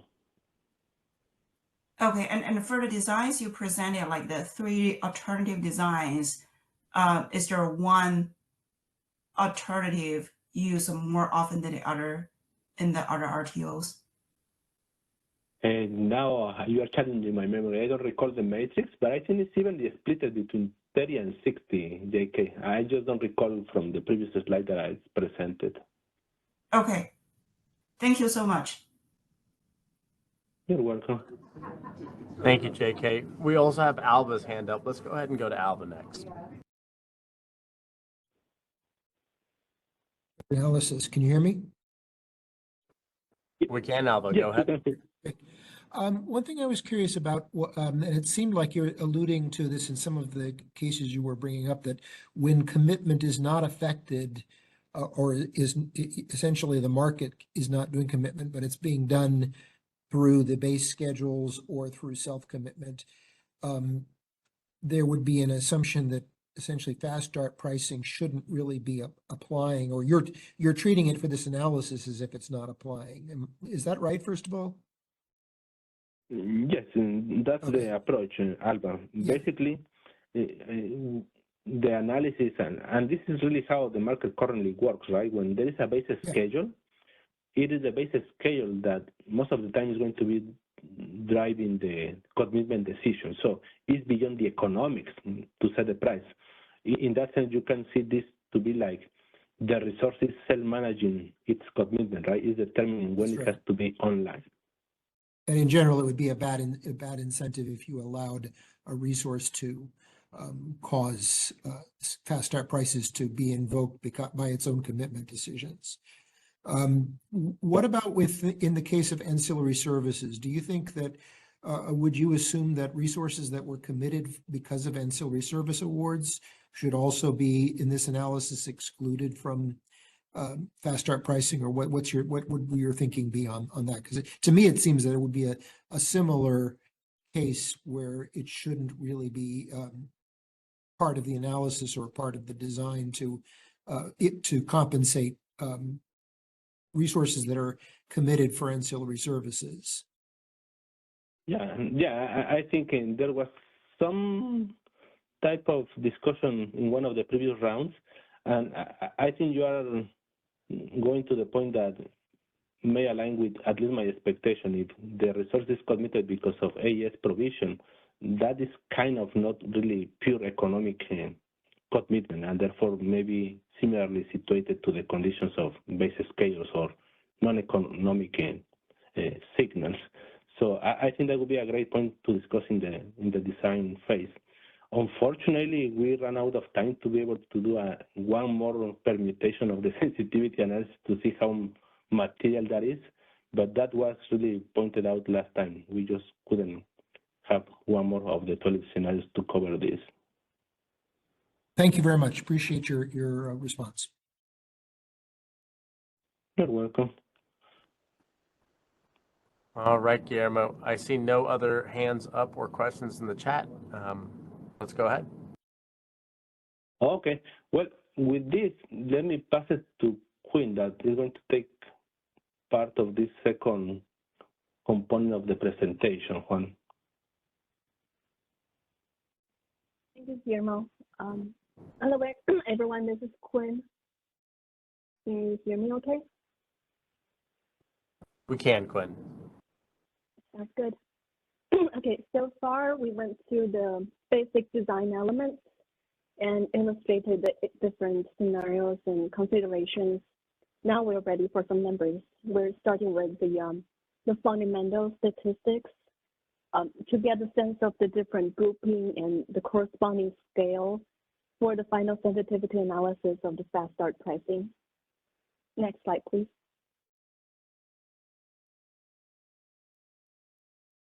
So this first topic is resource attributes in the WEIM area. We'll explore the characteristics of the WEIM generation fleet relative to the definitions of FSP. So as of mid-March 2024, we are looking at a total capacity of over 195,000 megawatts from CAISO and WEIM participating resources. Here's the total capacity across different technologies and the regions. So let me clarify here again, the region definition is for data visualization purposes, not a market defined term. So California, for example, includes LADWP, Bank, TID, and CAISO. Here we categorize the resources by their technology and fuel types, in coal, gas, battery storage, solar, water, wind, and finally this other type includes nuclear, demand response, different type of DRs, and hybrid, bio, etc. Next slide, please. To explore the different options for FSP, we first grouped the total capacity by startup time groups. So we went through some different variations of these slides last time. I may quickly glance through some and point to some key ideas here. So each bar represents one type of technology, and within each bar we have a stack of 3 startup time categories. We have 0 to 30-minute startup time in pink, 30 to 60 in green, and 60 or above in blue. We have approximately 60% of this capacity falls into the 0 to 30-minute startup time category. And these fast start units are composed of gas, battery storage, the solar, water, wind, and other types. Next slide, please. Zooming in, we use the same data and group them by region. So here you can see the different fast start times spread across the WEIM regions. Next slide, please. Similarly, this metric provides a breakdown by technology, and within each technology, we have a stack of 3 minimum uptime categories. So units with shorter minimum uptimes are concentrated within the similar technologies as the previous breakdown. And notice that the majority of the gas units have 30 minutes or more minimum uptime. Next slide, please. Again, zooming in, using the same data, here's how the units with minimum uptime spread across the WEIM regions. Yeah, next slide, please. So it's worth noting that while some resource types like solar and wind meet the fast start pricing definition, as Guillermo talked about, their impact may be limited due to associated $0 commitment cost. So in response to MSC recommendations, we pulled out gas-fired units and categorized them in 4 groups. So let me go over the 4 groups here carefully. Group 1 includes 30 minutes or less startup time and minimum uptime. Group 2 includes 30 minutes or less startup time and 30 to 60 minutes minimum uptime. Group 3 includes 30 to 60 minimum startup time and 0 to 60 minimum runtime, minimum uptime. And group 4 includes everything else, so 60 minutes or longer startup time or minimum uptime. So within these 4 groups, depending on how we want to define FSP later on, we may be looking at just group 1, which is 3%. Maybe group 1 plus 2, that's 19%. Oh, sorry, let me, I forgot to mention one point. This breakdown is for gas capacity only. I don't know if I did that. So yeah, so 19% of the gas units are in group 1 and 2. And we don't really have anything significant in group 3. So we're probably looking at maximum of 19%, including the first 3 groups. Next slide, please. Here is another possible variation, just grouping the gas capacity by 2 groups. The first group is startup time 15 minutes or less, with minimum uptime 60 minutes or less, and group 2 will be the rest. So here the group 1 has about 14% of the capacity included. Next slide, please. Okay, let me pause here for any questions before we move to the next topic. Thanks, Quinn. We do have a hand up in JK. And again, if you're audio only, hit #2. JK, go ahead. Hi, this is JK from PG&E. Hey, Quinn, thank you so much for the data. The illustration is really helpful, exactly what we were looking for. Just have a clarification question. So these groups, and as well as the FASA minimum uptime, as well as the FASA start times, these are by the time definition, right? So I'm asking the question because I recall in Susan Pope's presentation when she reviewed the definition of FASA start pricing is actually referring to the block loaded units. I wonder whether there is a data looking how much block loaded units are qualified in terms of their quantity. Is that is the slides that Guillermo presented in the last session showing the qualified COG units that can represent in the data for the block loaded units? Yes, so Guillermo have already covered that in his section earlier.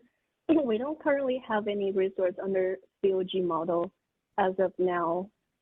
he presented one slide with what could have been qualified for COG tolerance, because we had a qualification there. So what capacity could have been qualified for COG model, and you can reference to that.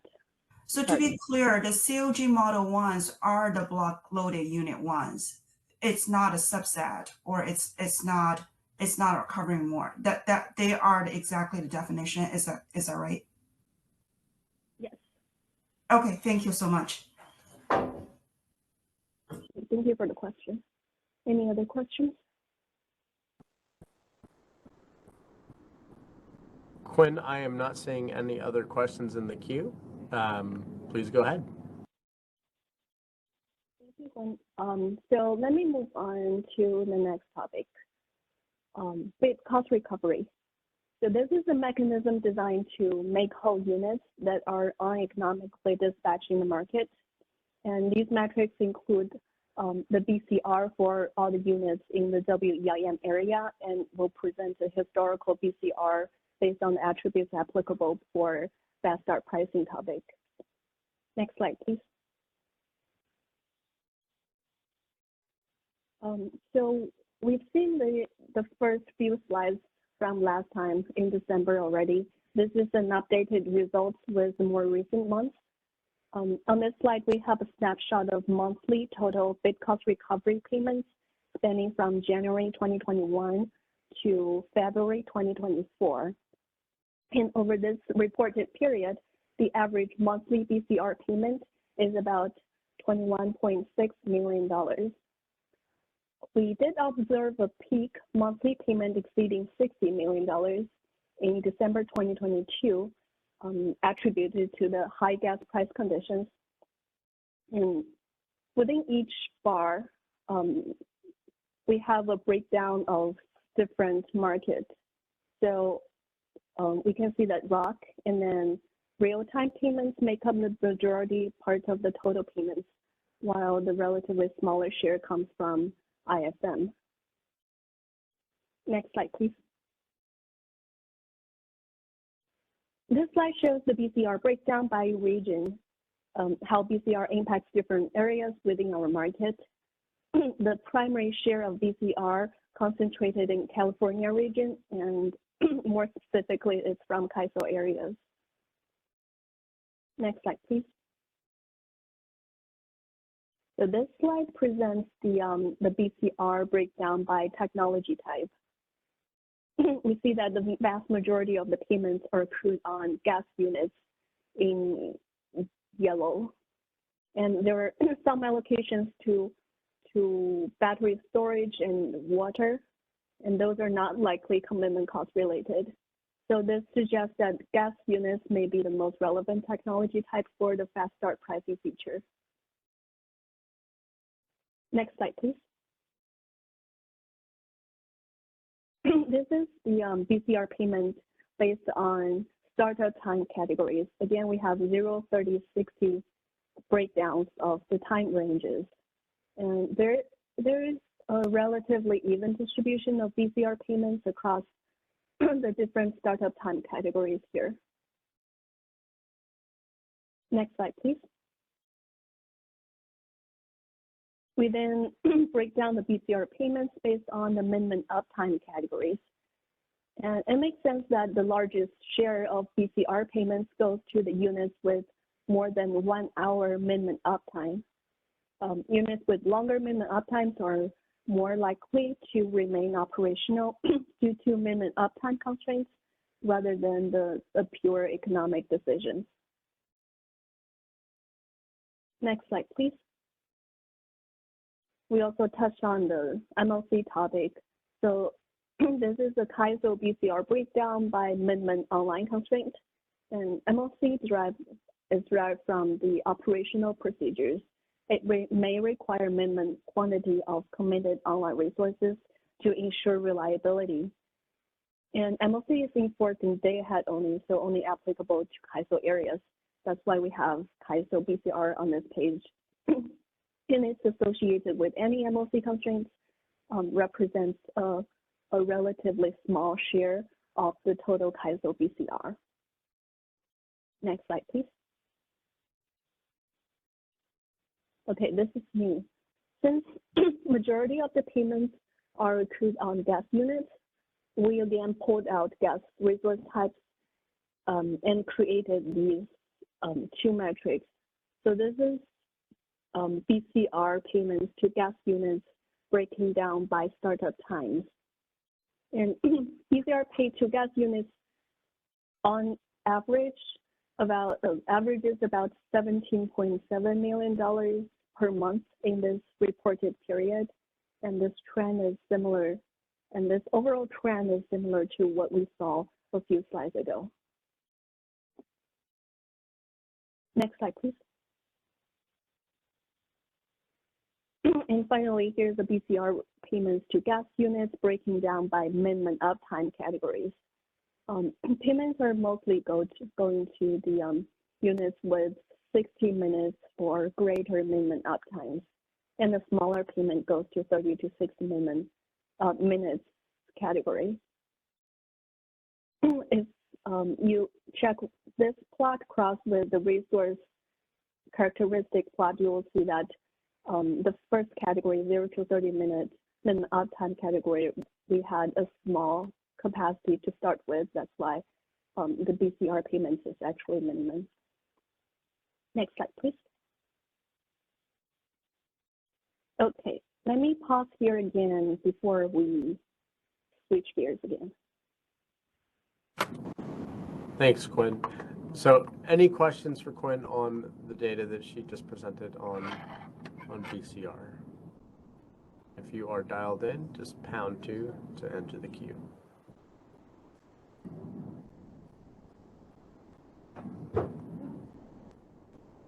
Okay, Quinn, I am not seeing any, and keeping an eye on time. Why don't we go ahead and let's get through this next section here, and then I think we'll have a good organic pause to let everybody grab some lunch. So, no questions in the queue. Quinn, the floor is yours.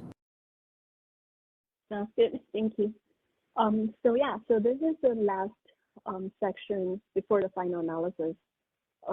So let's change topic again. We'll look into some statistics about commitments in the real-time market. That's when fast start pricing can be applied. Next slide, please. So this is the monthly total number of startups from January 2022 through December 2023.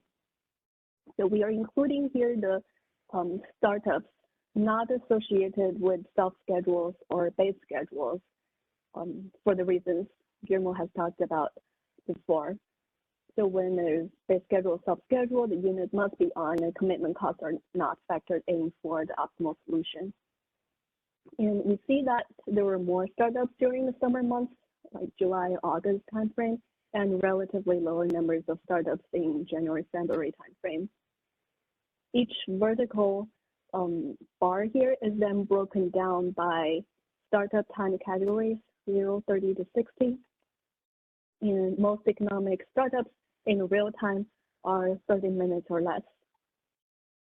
Next slide, please. Here is similar statistics for MSG transition ups. So we said that the MSG transition up is similar to a startup. So this is the total number of economic upward transitions stacked by transition times. And again, most economic transition ups in real time are 30 minutes or less. Next slide, please. Then we combine the total number of economic startups and transition ups and breaking that down by minimum uptime categories. So 0, 30, and 60. So again, 0 to 30 in pink, 30 to 60 in green. And most startups and transition ups fall into the second category, 30 to 60 minimum uptime group. Next slide, please.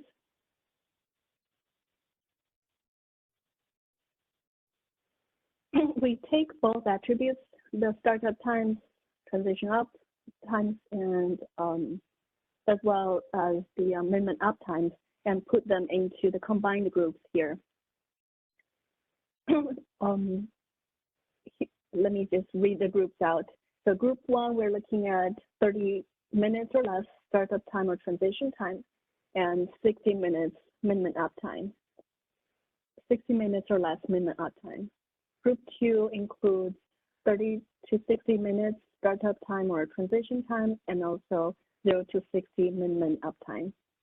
And group 3 includes everything else, so 60 minutes or longer startup time, transition time, or 60 minutes or longer minimum uptime. We can see that we have a slightly larger number of startups and transition ups in group 1, then in group 2, and then a smaller number in group 3. Next slide, please. So breaking that same data further by region, we have the 4 regions by groups and the total number of startups and transitions in the y-axis. And if you notice, the y-axis are different for each subplot here, just to make it easier to read. And California has the highest number, followed by Southwest. And this is the expected outcome due to the generation mix and the capacity, and also because the startup times outside of CAISO are mostly base scheduled, self-scheduled. So it's not going to show up here what is relevant for FSP. Next slide, please.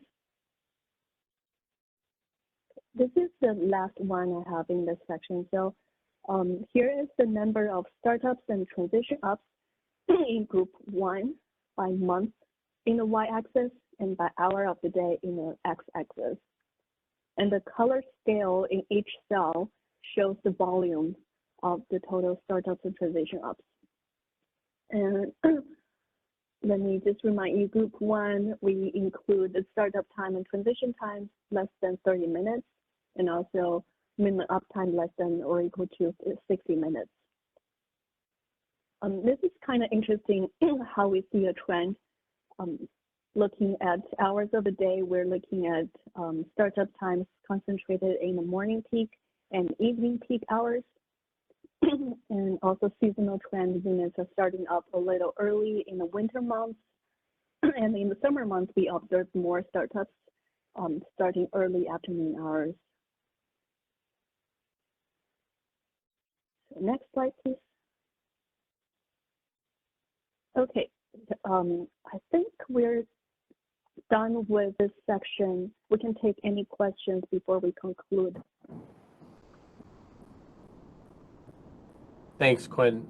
So again, any questions, please go ahead and raise your hand or hit #2 if you're audio only. Let's give it a moment here.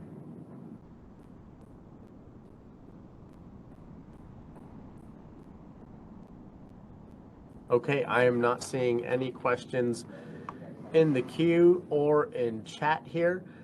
So thank you to everybody for joining us here today. We're going to go ahead and take a quick lunch break. So everybody go ahead, stretch your legs, get something to eat, get some coffee, and we will come back with the continuation of this conversation.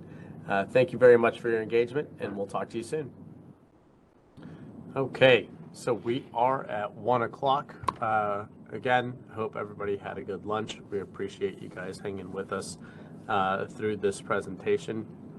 We are going to go ahead and toss this back to Guillermo Batista-Alderete, who's going to finish out this fast start pricing analysis that again is kind of based off of stakeholder feedback that we've received thus far.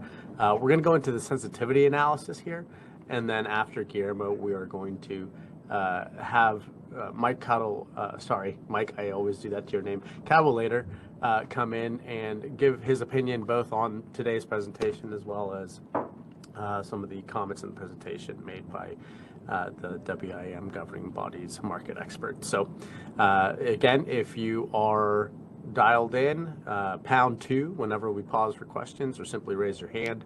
And just kind of as a PSA to everybody on here, we will be sending out the attendance sheet shortly. That will be within the chat function, so Brenda's going to put that out for everybody to see who has joined today's call. So with that, Guillermo, let's go ahead and toss it back to you. Thank you, Juan.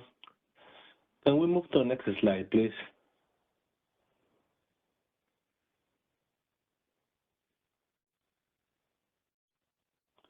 Okay, so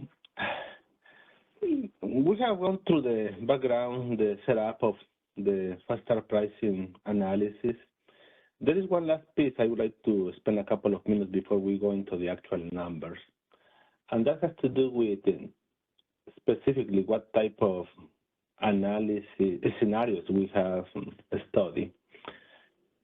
Given the moving pieces that we have, at least in 3 different dimensions of the FSP definition, we found that getting a sensitivity analysis will be much better than trying to boil down into one single scenario. This sensitivity analysis gives you a spectrum of possibilities and gives you this additional information to really understand, to the extent possible, the implications of moving different parameters in the definitions and in the setup. I personally find that having this type of sensitivity analysis is more holistic than just approaching with one single scenario. The downside is that obviously that means we have to deal with many sets of data, and one can easily get lost into all the permutations. So we try to be mindful and limit the number of scenarios that we consider, and still we ended up producing 12 different scenarios. The matrix that you have here in this slide tries to go into capturing the essence of the permutations. We have effectively 3 dimensions to the problem that, given all the permutations, gives you 12 different conditions. One dimension is the time of use definition. We have the minimum uptime, the startup time, and you can play with that definition, whether the parameter should be 30 minutes, 60 minutes, or something else.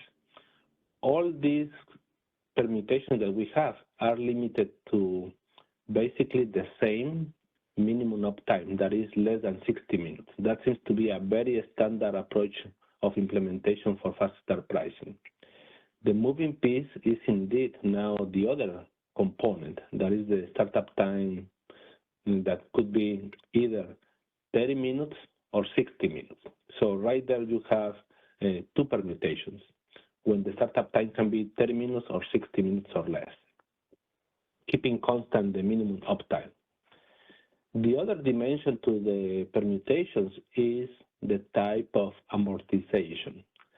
We have 3 variations: is the constant, the adjusted, and the average amortization. So you have 2 permutations of time of use, 3 permutations of type of amortization. That gives you 6 possible conditions. And then the 3rd dimension is to capture the 2 bookends of the analysis. One bookend is when the pricing is set up at the individual BA level, meaning the clearing of the price has to be set by the internal resources of each balancing area.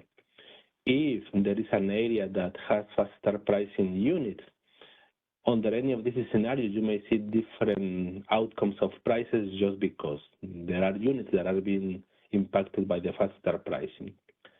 If there are balancing areas that do not have any fast start pricing units, naturally you will see that the results of that scenario is going to be basically no changes, because there is no permutation. Even though you have the different scenarios, there is no unit setting the price with the fast start pricing. That is one bookend, the BA level. And the other bookend is the system level.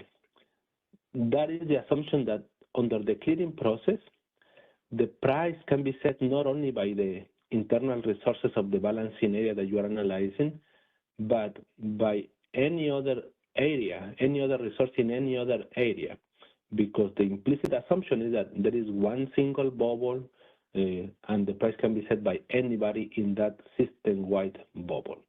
So here you have the two bookends. One is the most constrained one, that each area has to be setting its own price, versus the other end that you can freely move power around and therefore the price can be set by anybody in the system-wide footprint. That will give you the two bookends of potential impacts because any permutation that you implement could be somewhere in between. With that, we ended up with these 12 scenarios, changing the minimum uptime, the startup time, the type of amortization, and the level of the clearing, whether it's VA or system. And here you have the 12 permutations that you can end up with. The subsequent slides that you're going to see effectively have the results for each of these 12 scenarios. And maybe a little bit tricky to make sense of at the end of the day what the difference is with so many permutations. That is the challenge of having too many scenarios. Hopefully, we can go through a couple of cases and the rest is going to be logically just the same, just taking into account what permutation we are looking at. Next slide, please.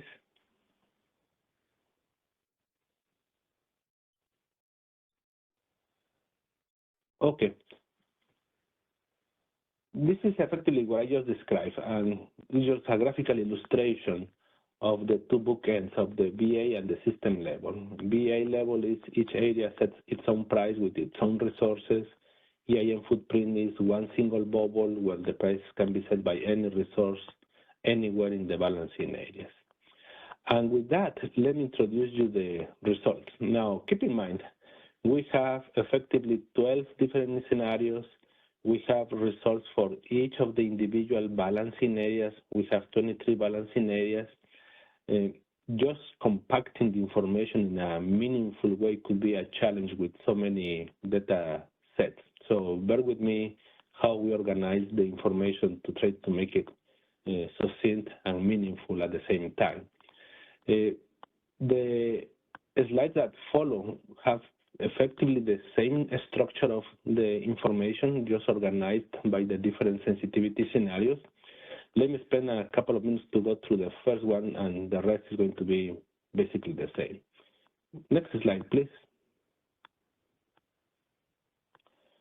The first one, this is just a graphical illustration of the prices, and we are picking CAISO area as a reference, but the same can be seen for any other balancing area, but indeed, we just summarize that in a matrix.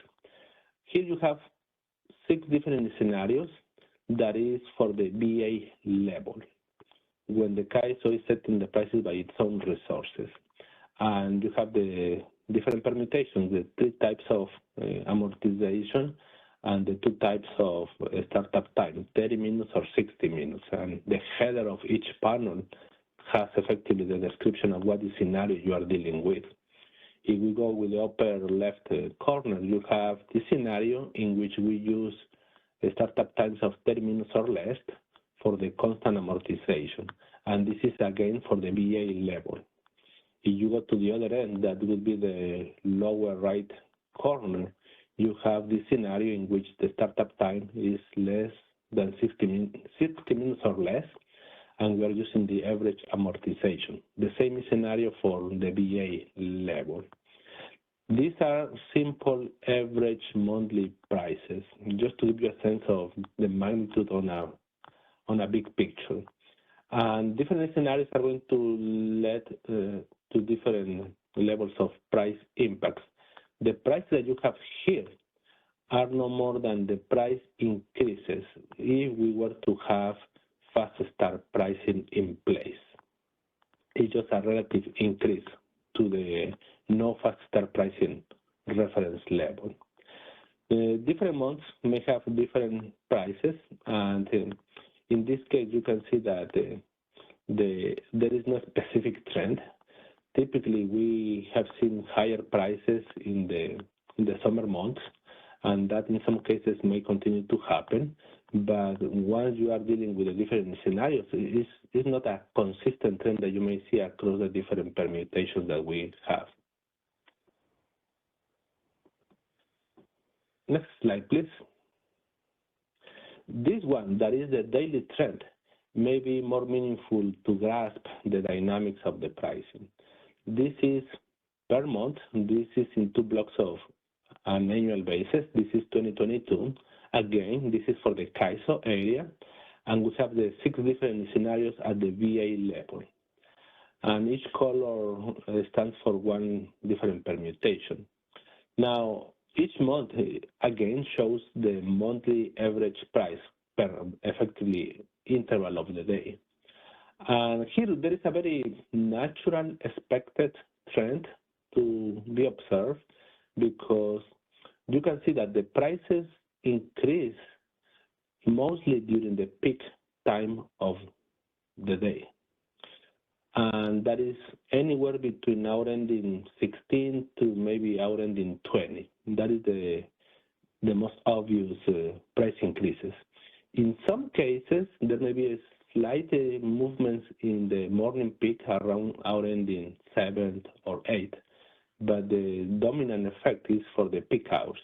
And that makes a lot of practical sense, because the fast start pricing is going to be effective only when we have units starting up or during transition. And the startups or the transitions are going to be triggered when we need that capacity. And typically that is a trend that you can see during the evening ramp or the peak time, when you are in the need to have additional supply. So it's quite practical to expect to see that the startups and the transitions are going to mainly happen in these peak hours. And therefore, these are going to be the times of the day when the faster pricing make an effect on the prices, because that is when it's going to trigger. So it's a very logical outcome that we can see here. The level of the prices vary and really changes from month to month. And if we can move to the next slide, and that is going to show the one for 2023. And you can see that trend-wise is not that different. We continue to see the prices increasing in the peak hours.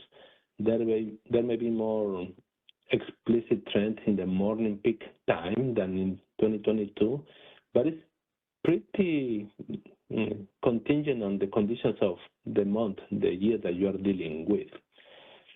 When you see the magnitude, I would caution a little bit when you are looking at the average. In general, I don't like to show things with averages because they hide a lot of information. If you take an average of a month, for instance, and you see that there is a price increase, just to give you a sense, right? If you have, I would say, in a month, you have 30 samples of one interval, because there are 30 days in the month. And it happens that that price may be a spike. You may have, I don't know, $700, $800, $900 increase. One single interval could amount to, let's say, $900 divided by 30. One single spike can influence the average by $30, right? So it could be a little bit deceiving just to see in isolation the average, just because of the nature of the average itself. I just caution about that, but still gives you some meaningful information in terms of the trends. I saw something coming on the chat, Juan, but I couldn't grasp what that was. Do you want to take it now? Yeah, no, good eye, Guillermo. So are the prices you're discussing irrespective of the BCR amounts that would need to be collected?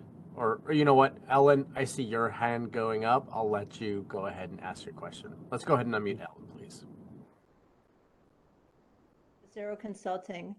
My question is, I presume these fast start pricing increases are irrespective of kind of the avoided BCR that wouldn't need to be collected if there was a fast start pricing policy. I'm wondering if you've done any comparison of how much this net increase would be net of the avoided BCR that LSEs would no longer have to pay. Yeah, no, that's a good point, Ellen, because yes, this shows overall the price increases because of having faster pricing, right? That is a natural consequence. Now, these higher prices eventually are going to impact to some extent the settlements of the bid cost recovery, because the units that were paid now with higher prices may require less bid cost recovery. That would be the full cycle that may happen here. We didn't have enough time to run into that counterfactual of seeing effectively how much the bid cost recovery would be impacted, but that is a natural consequence of having higher prices, but we couldn't quantify that piece yet. Do you have any sort of intuition as to whether this BCR savings would be a significant offset or just a kind of a nominal offset? My feeling is that given the magnitude and the frequency of the prices, I don't think that would be significantly impactful for the BCR. Okay, thank you, Guillermo. Yeah, but, sure.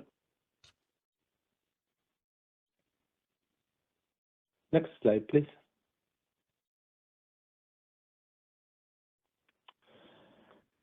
Again, let me use the CAISO as a reference, and this is now going into the cost.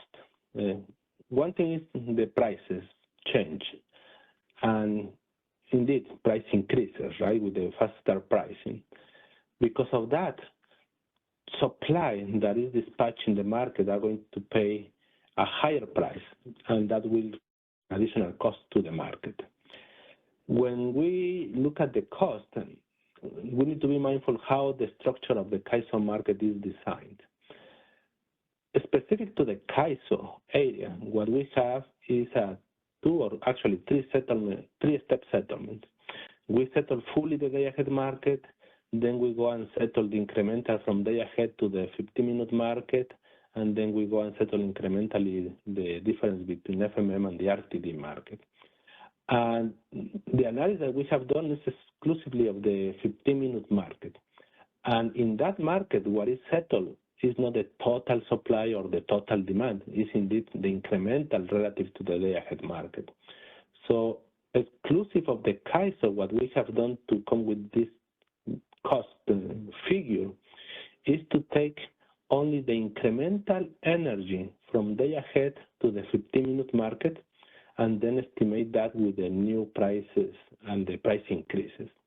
That's the reason that when you see these values, they are going to be relatively small because it's only incremental to the real-time settlements. It's not the total energy settled from both the day-ahead and the real-time market.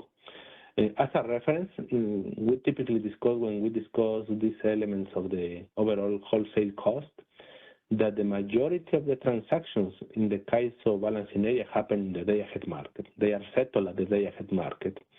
And a small portion is settled in the real time. Anywhere between 1, 2, 3% of the total energy eventually may be settled only in the real time. With that in reference, what you have here is a comparison again of the 6 sensitivity scenarios for the BA level, when we see the price increases, and we estimate the cost based on those times the incremental energy from the day ahead to the 15-minute market. And you can see that, relatively speaking, varies from method to method. The cost value is relatively mild, taking into account that it's on incremental energy to the real-time market. And the highest you can see, for instance, may be somewhere between a scenario of the constant amortization, either the 30 or the 60 minutes, when the cost is about $800,000 in a given month. The other months are relatively smaller, and in each panel of the 6 sensitivity scenarios, you have an average for the month, just to give you a sense of how meaningful that is. Now, with this introduction, let me move into the bigger picture here, how that looks for all the areas in the EIM market. Can we move to the next slide, please? Let me explain this matrix. We have one of these for each of the sensitivity scenario that we discussed before. This specific scenario is only for the combination of minimum uptime of 60 minutes or less, a startup time of 30 minutes or less, and using the constant amortization. Now, there is a main matrix at the top and one small row at the bottom. The big matrix at the top stands for the BEA level. You are going to see that there is one entry for each balancing area. The one line at the bottom that reads system is the other scenario where we are doing the analysis when the price can be set at the system-wide level. So here you have effectively two scenarios. For the definitions that are at the top, the different entries at the top is for the BA level, the lower is at the system level. All these are average prices expressed in dollars per megawatt hour. Each row is one balancing area, and they are just sorted alphabetically from Avangrid to WAPA. And then every column stands for a month, and we are analyzing only the 2022 and the 2023. And the matrix is color-coded. The more blue the entry, the higher the price increase you are going to see. So this color code may give you some relative reference of where the price changes are more significant. And if you look at, for instance, the row for the CAISO, that is somehow 2, 4, the 7 row from the top to the bottom, these are the values that you are going to see in the previous graph applicable to this specific scenario. And there are some entries where you are going to see that some areas have somehow null values. That is because they were not live in this period. So if you see just blank, it's because there was no data, there was no EIM entity participating for that period for that specific BA. And from there, you can start reading through the different balancing areas how the price may change. And naturally, you're going to see that the blue color is more concentrated in some areas, including Nevada, SRP, TID, and TEPE. You can see that prices in some cases may increase up to 8.6 for this specific scenario. You look at September 2022 for that entry, or December 2022 for the different entities in the Southwest. You're going to see that they are observing the highest prices. And that's somehow expected. If you look at, for instance, August and September, we are dealing with the summer conditions. These are the times when we actually have some type of emergencies in the CAISO or in other areas. These are the times when we have very tight supply conditions. So it's expected that prices are going to be quite in the high range of the spectrum. You look at December when you see also different blues going as high as 8.6. Well, December is also the time when we have these high gas prices that were sustained from December, actually late November through December, and to some extent through January of 2023. And you can start doing other type of trends, right? For instance, if you look at entities in the Northwest, some of them have zero price changes. Let me put, for instance, cases of PCH, that is PowerX, or BPA. They have effectively zero price increases. Well, they don't have fast start pricing units. They have some hydro resources that do not have this commitment cost.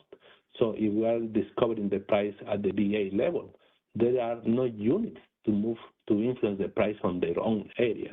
Therefore, the price change is going to be effectively zero.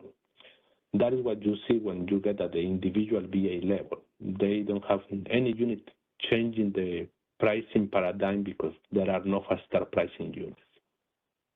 However, if you look at now at the very bottom of the matrix at the system level, that system is a unique price across all balancing areas when you are able to use all resources to set the corresponding clearing price, including the fast start pricing resources. In this case, that would be a price that is going to be seen by everybody because everybody is part of the bubble and everybody is going to see that price.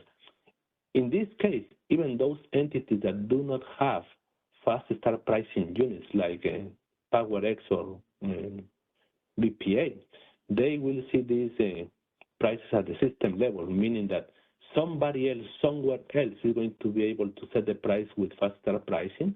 And now these entities that do not have faster pricing are going to see a higher price by virtue of participating in this wider market. And therefore they could be able to trade power at higher prices because of this dynamic. On the other end, when you look at the system level, these system prices are also to be seen by the other entities, including the ones from the Southwest. So in this case, the Southwest entities would see a lower price when we are clearing at the system level because now they don't have to effectively dispatch that more expensive faster pricing unit because somebody else cheaper somewhere else in the wide area is going to be able to set the price. So the system level does two things. One, for the entities that do not have faster pricing, is going to increase the price by virtue of somebody else being able to set the price. And for the other areas that do have faster pricing, potentially the price is going to decrease because now somebody else is going to be able to set a cheaper price rather than being priced only with internal resources. When you see these numbers, it's quite interesting because there is also a very interesting dynamic to be observed. Different balancing areas have different depth of generation mix, meaning there may be a few units in certain balancing areas. CAISO, for instance, may have hundreds of units, right? And therefore, when you see the bid stack, it's very convexified, it's very smooth to say. So small changes is going to gradually move the price. But in other entities where the size of the entity, the generation mix is relatively small, it's going to be more lumpy, it's going to be more discrete in that sense. So small changes may move you from one range to the other very easily. And therefore it's more sensible or sensitive to see a price change happening more rapidly. And if you take, for instance, some areas may have some pickers, and those pickers are relatively expensive. That is the nature of those pickers, right? That they have a very high startup cost. If you have a startup cost of, I don't know, $7,000, $10,000, and it has a very small range, that is going to land in a very significant adder. Let's say 10,000 divided by, I don't know, 30 or 40 megawatts.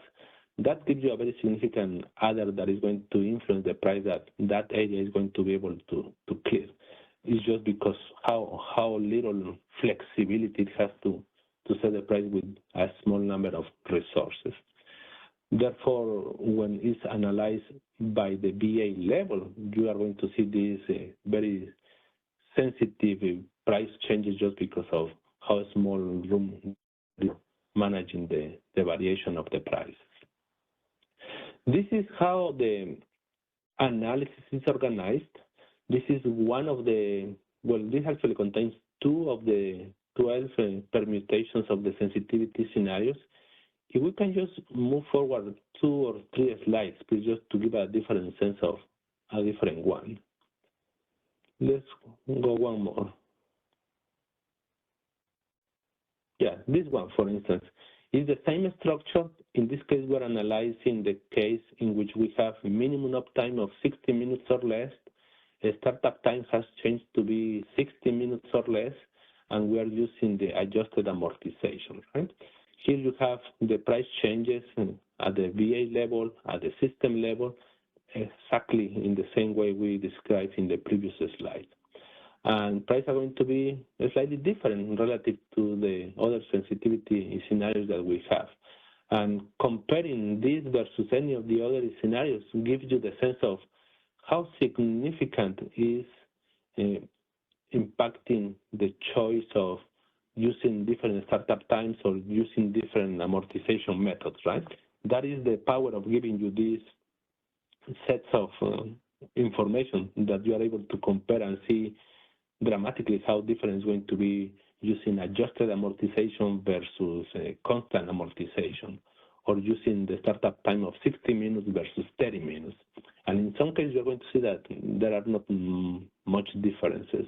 There are other cases where you can see that it's quite significant. So I know it's a lot of information, and I hope that you can follow all these permutations that we have created for providing the complete information of how significant are the effects of using different choices in the design of the fast start pricing. Let me change to a different type of information that we are providing in the deck. Can we move maybe 2-3 decks to change the, yeah, right there, one before, please. Okay, the previous one is just simple average for the month, for the balancing area, and again, the average is kind of hide information, right? If you have an average, you don't know if that average is because every single interval has around the same price, or whether you have most of the time one extreme value of prices and then a few outliers are going to set the average, right? The averages are not able to tell you that information. What we have added for your information is a little bit of the frequency of the prices, just to give you a sense how frequently the prices are impacted. And this goes back to the summary that we put at the beginning. So again, this is organized by the different permutations. At the top of each table, you have here the specific scenario that we are analyzing. This one is minimum uptime of 60 minutes, a startup time of 30 minutes or less, and using the constant amortization. Now, the header of each column gives you the percentile. It is a frequency distribution of the prices. So if you look at, for instance, and every row is basically every single balancing area. Every column is 1 percentile, and purposely we're just showing you the high end of the distribution, starting with, in this case, 80%, the 80 percentile. So when you see the 80 percentile in this specific scenario, you only see zeros, meaning 80% of the time there was no price change for this specific scenario. If you move to 90 percentile, you are going to see that there is only one entity that saw a small price, and that is the CAISO. Effectively, 90% of the time, all balancing areas, but CAISO didn't see a price impact. CAISO started to see price impacts in the upper 10 percentile of the distribution, meaning at least 10% of the time there was a price impact, and it tells you the magnitude of that price change. And you keep going, right? So if I have to go to the extreme, let's say the 98 percentile, and you look at somewhere in the middle of the distribution, you are placing in the 98th percentile, and you can see, for instance, Pac East, Pac West, Portland, New Mexico, Puget, all they have 0 values, meaning 98% of the time these balancing areas didn't see a price impact in their areas because of fast start pricing. And it's only when you go up to the 99 or the 100 percentile where you see that there may be some price impact. That gives you a sense of how systemic the fast start pricing can impact the market. And in some cases, like in those, over 97% of the time, there is no price impact for different balancing areas. That is the piece of information you can grab from this type of matrices. And it's a set of matrices for the different scenarios that you have. If we can move forward 4 or 5 slides, please. One more. This one, let's stay here. The previous one was at the BA level. Now this one captures at the system level, when the price is able to set by anybody anywhere in the balancing area that makes the EIM market. And we put the same distribution, right? We focus on the upper end of the distribution of prices, because this is a system-wide. You are going to see naturally more intervals when there is a price impact, because now it's everything at the system level. And in this case, we start with a 70 percentile, and you can see that 70 percentile basically it's zero across the different scenarios. So at the system level, over 70% of the time, there is no price impact. It's only when you start looking at the 80 percentile that you are going to see cases where, yes, there is a price impact, a fraction of a megawatt or so. And as you approach the 100 percentile, you can see that the price increase is going to be greater. This gives you really the two bookends of the potential price impacts and tells you overall the two bookends of how frequently the prices may be impacted. So if you take the system level as one bookend, we are talking about 70–75% of the time there will be no price impact by using fast start pricing. If you take the other bookend, that is at the VA level, in some cases it's up to 97–98% of the time that there will be no impact to some balancing areas due to fast start pricing. That is how you can put the two pieces together of the information. And I see we have a hand raised by Alba. Hey, Guillermo, this is Alva from PG&E. This description of how often fast start pricing would trigger reminded me of something, and I wanted to see if you agreed. Fast start pricing would be based, you're basing your analysis on it, on essentially, I think probably registered costs, right? Or are you basing them on the submitted bids for a period? It is effectively what the final cost is going to be used by the market, Alba. So participants can bid in the commitment cost.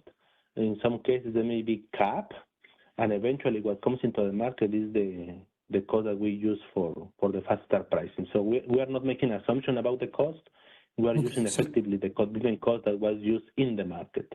So the bid-in costs, but it's possible, I just wanted to speculate that it is possible that since resources can bid below their registered costs for startup or minimum load, that could change the frequency with which fast start pricing was triggered potentially. Yes, and I think you hit a very key point. And I should caveat on the conclusions that we can draw from this analysis, right? This is looking back into whatever already happened based on this historical information. That is not a forecast of what could happen in the future, because one of the conditions is that naturally having a new market clearing process may influence the behavior of participants, right? And we could expect that bidding could change one way or another, and that is something that we just cannot quantify. Right, and the thing I'm a little concerned about, just as I wonder if you thought about, is that, you know, essentially, if you have market power in this area, you know that you're the resource that's going to set a fast start price. You can effectively create rents for a portfolio of other resources by virtue of triggering fast start pricing. Yeah, I think you start going into the practical implications of what it means to have. But I would say this is not exclusive of fast start pricing, right? It could actually happen under any condition that we currently have. I mean, it's a little, the fact that you can essentially trigger a non-marginal price that then gets, you know, propagated to all the other resources in the system could be more of an incentive potentially to attempt to get that. I'm asking this really in the context of the frequency. I don't want to derail the discussion, but I just thought that perhaps you'd react as you did, that the frequency might change depending on the new bidding process. So thank you. Sure. Thank you, Alba. Okay, there is one last piece of different data sets that I want to highlight. Can we move one forward, please? Okay, this is cost. For the cost, there are two ways we have approached this. One is for the CAISO and one is for the balancing areas in the EIM market. And they are treated differently because the settlement is different. So for the CAISO, as I indicated, the CAISO settles the real time based on real time prices, but based on the differences between day ahead and the real time market. So to estimate the cost, we are using the incremental energy between day ahead and the 15-minute market times the price increases with fast start pricing. Now, for the EIN areas, there is no such thing of day ahead schedule, so there is no two settlements in that way. What we do instead is to take the imbalanced energy relative to the based schedules.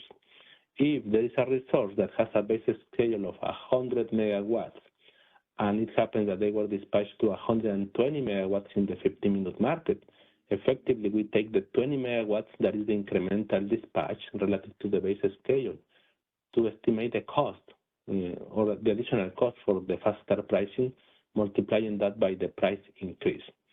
And we do that across all the balancing areas for the different scenarios, the 12 different scenarios that I indicated. And in this matrix, you can see the same structure. We define the specific scenario we're analyzing and whether this is the VA bookend or not. And in addition to the individual VA dollar value per month, we also put the totals either by the system, that is the row at the bottom, or by VA on the far right. And you can see, just get a sense of how many dollars we are really talking about when it comes to additional costs or cost to additional payments to supply by having this fast start pricing. The values are quite spread across the different balancing areas, across the different months, but you would expect that it's not going to be just a simple one-to-one relationship relative to how the prices change. Because again, the cost is not just dependent on the price alone, it's also depending on what was the incremental energy settled. In some cases, the incremental energy could actually be decremental, right? Because they may be dispatched below the base schedule. So in some cases, you may see actually some negative costs just because it's relative to the direction of the base schedule movement and the dispatch.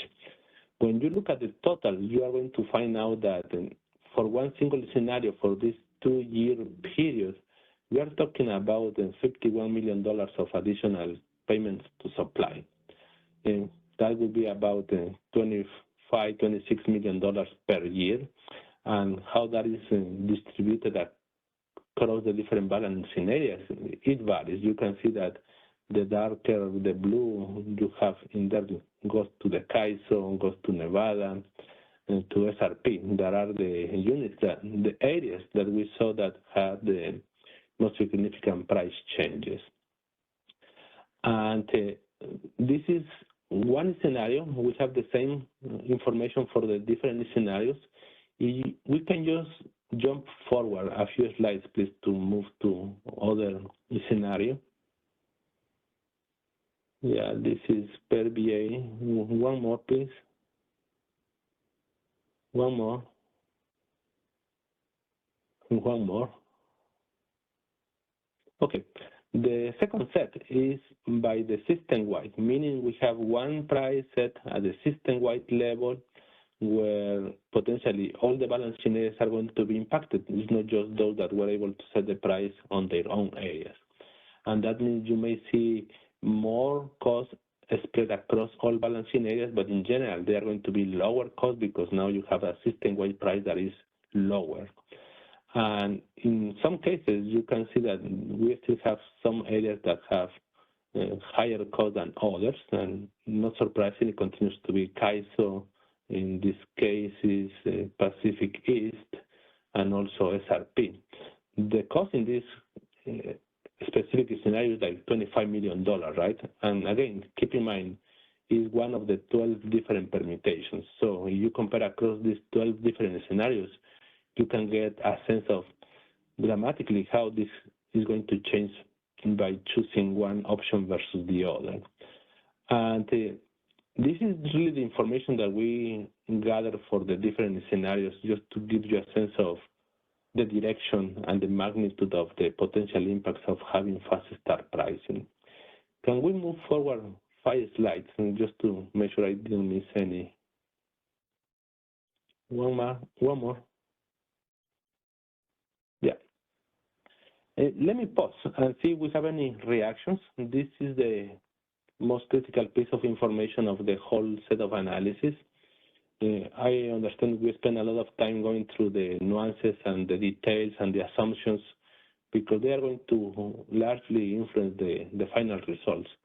But we should not overlook in the end what the final results are telling us. And overall, we are going to see that the story here is that, as I indicated in the summary at the beginning, the impact is relatively moderate. There are some variations from scenario to scenario depending on the choices that we make, but overall it is relatively moderate impact. Juan, can we check if we have any questions? Yeah, we do have a hand raised again. If you are dialed in, hit #2, or feel free to put it into the chat here. But right now we have Stuart's hand. Let's go ahead and unmute Stuart, please.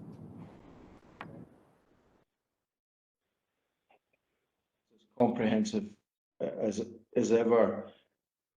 I guess I've got 3 questions on this, and they're a little bit building off your analysis.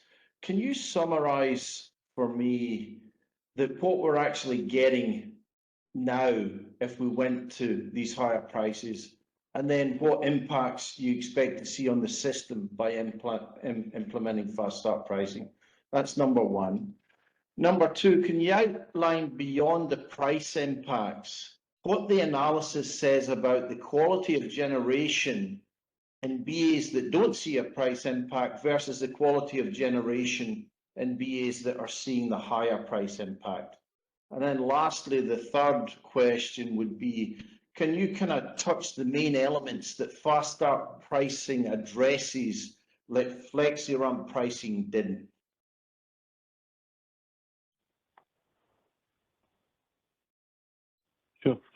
Sure, Stuart. Let me start in reverse order so I can remember, and I may have missed already the first one. Yeah, so in terms of the main elements that the faster pricing is addressing, I think it goes back to somehow the principle-based discussions that we have tried to have in the previous rounds of this effort, right? On the principle basis, is to ensure that there is a price signal that reflects the marginality to meet the demand, internalizing this commitment cost. And I understand even that principle alone is subject to a lot of debate. I think that would be more on a principle-based definition.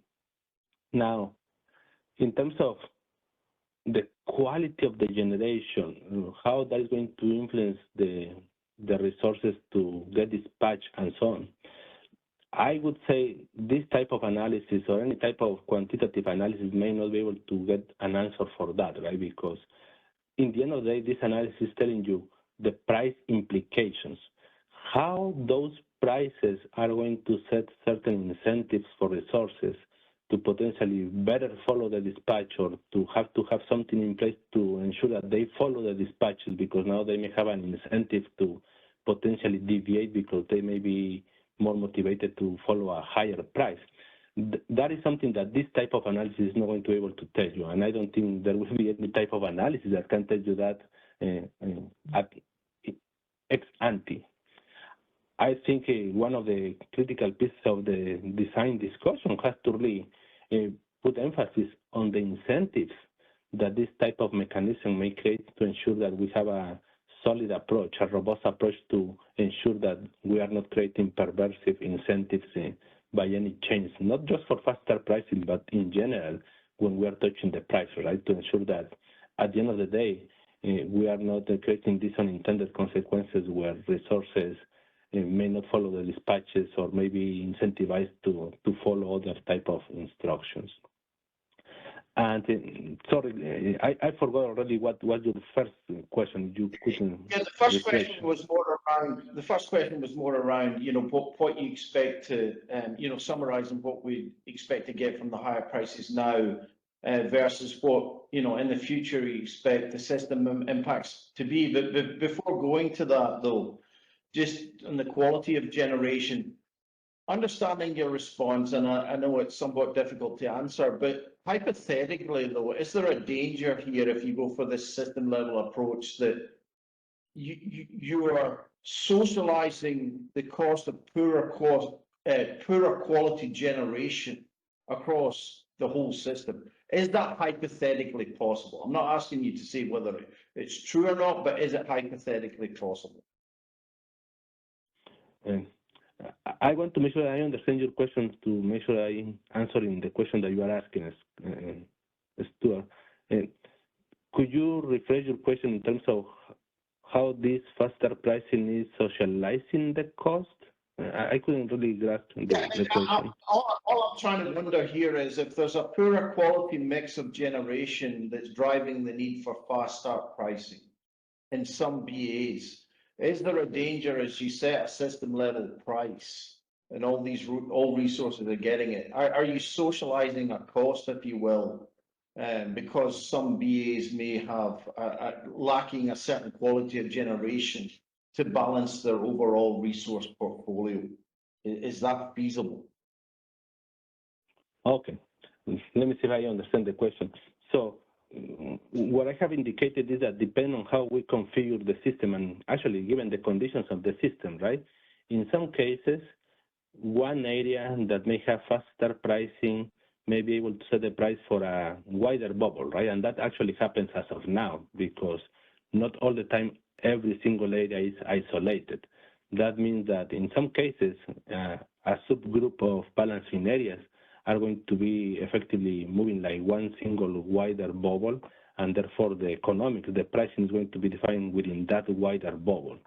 So in that sense, the price set by one resource is going to be exposing everybody in that wider bubble to be exposed to that price. That happens now, and that would continue to happen with fast start pricing. I think to your point, yes, when we have fast start pricing, the mechanism we are changing is how to clear the price, internalizing this commitment cost. It wouldn't change per se the nature of having these aggregations or wider bubbles that can set the price for more than one area where the resource is contained. Yeah, that's fine. Guillermo, and I may reach out to you offline. I appreciate the analysis, though it's extremely helpful. So thank you. Thank you. Thank you, Stuart. Any other questions? Again, as Guillermo mentioned, this really is kind of the meat of the analysis. Now, you will have an opportunity to continue digesting this and provide comment following this session. But if you have any questions now, while we have Guillermo on the line, go ahead and raise your hand or hit #2.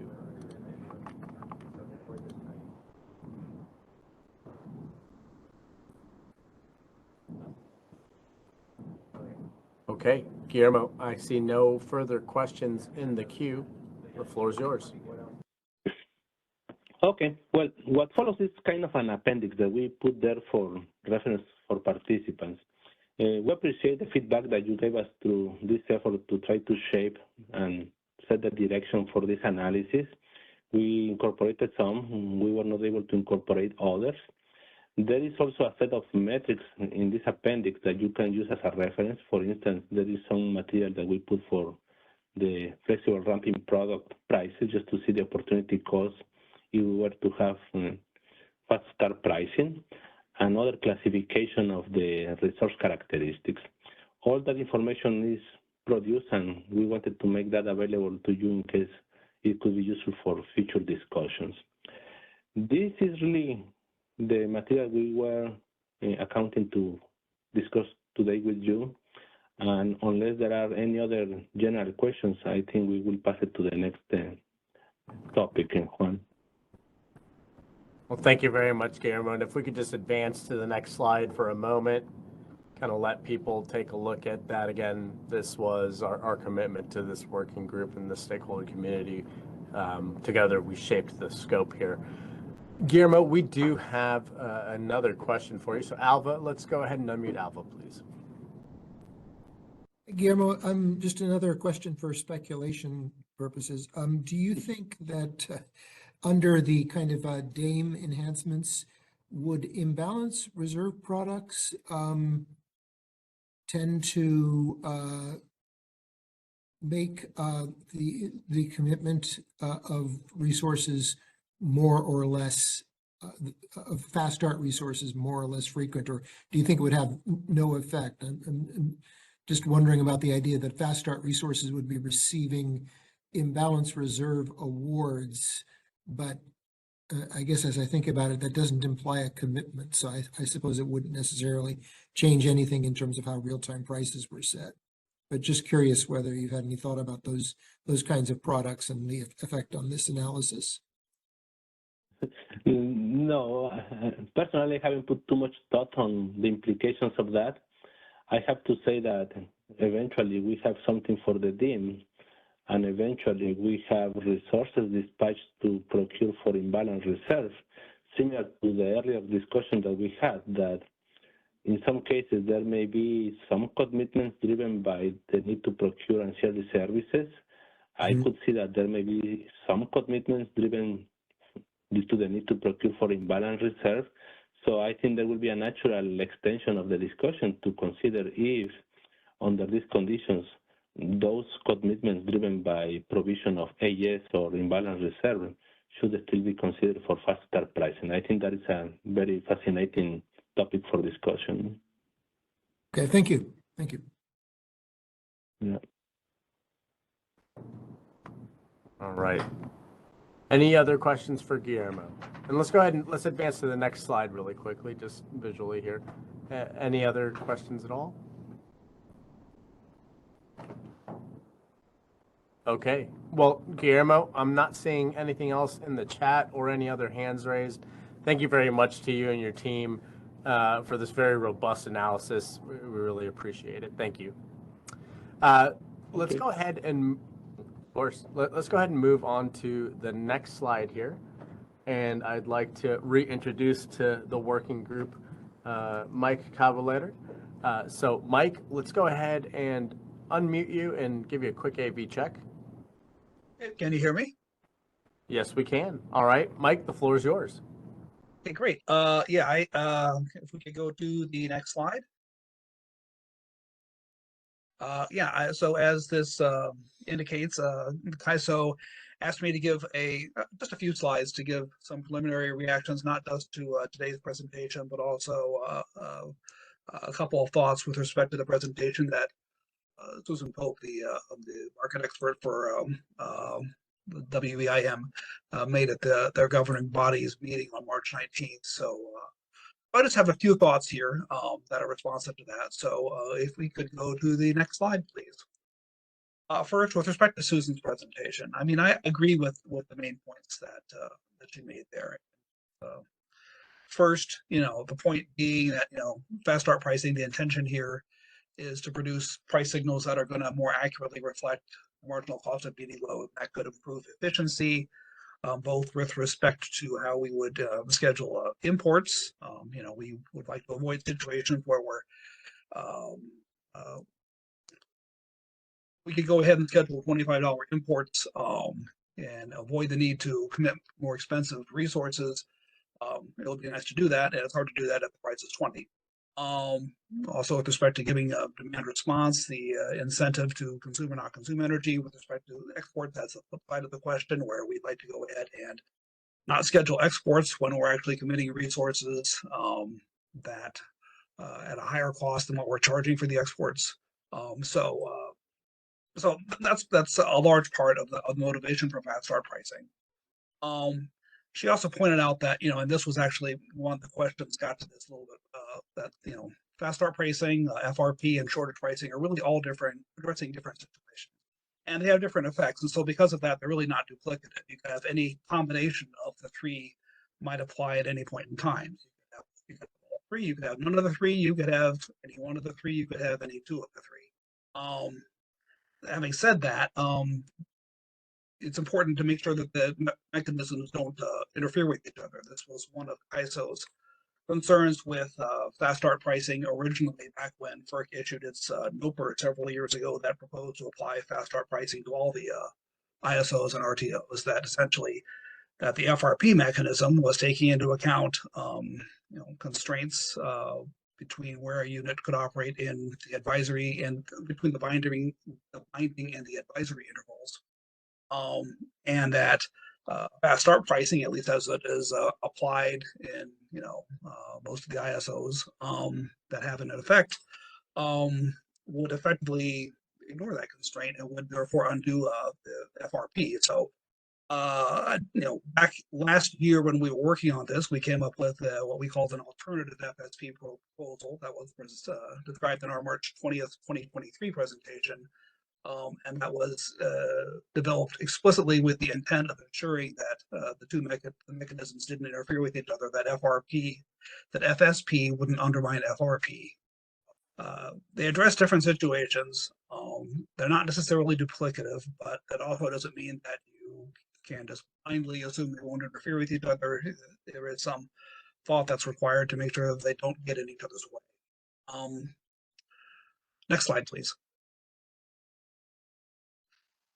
Continuing, excuse me, with some of the other points that Susan made.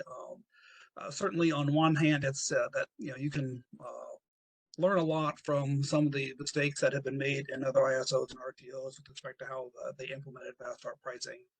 I think it's, I think one of the questions she was asked about was essentially, can this was not the phrasing, this is my phrasing, but can we essentially import what they're doing? And I think it's unlikely that you're going to come up with a plug and play solution just because it never works that way. I mean, there are just too many differences between the markets, and there are lots of situations where it would be nice to borrow something from New York or PJM or MISO and import it, but it just never quite works that way. You can use a lot of the concepts, but it always comes up to a situation where you have to go ahead and take into account the peculiarities and the differences between the market. And there also may be differences between the needs in the markets. This was actually, I think this was one of Alva's questions earlier. I think he was talking maybe a little bit more broadly, but this was a question that originally, at least Scott Harvey raised during one of the MSC meetings back in December. He was saying, well, what about resources that are committed just to provide operating reserve, not energy? The only reason why they're running is to provide operating reserve. Should they be eligible at fast start pricing? So that's a question that would need to be addressed. And as he was pointing out at the time, that's a different situation here than you might have in some of the eastern markets that have fast start pricing. The analysis that's been presented, that Guillermo just finished running through, addresses some of the areas for proposed areas of further analysis. Others remain. A couple that Susan was asking about, was focusing more, upon taking a look at the impact of transmission congestion. And of course, she hadn't seen the presentation that you've just seen. So we at least have some initial steps that have been made in that direction between the BAA level analysis and the system-wide analysis, at least bookends that, but it would be nice to have a more precise analysis of exactly what the impact of transmission congestion might be on fast start pricing. And then the other thing that she was mentioning was taking a look at essentially how long the impact of fast start pricing might be. Would it just last for 15 minutes? Would it be longer? That would impact, for example, whether it might be possible to bring imports into the state to go ahead and deal with the higher prices that we're getting under fast start pricing.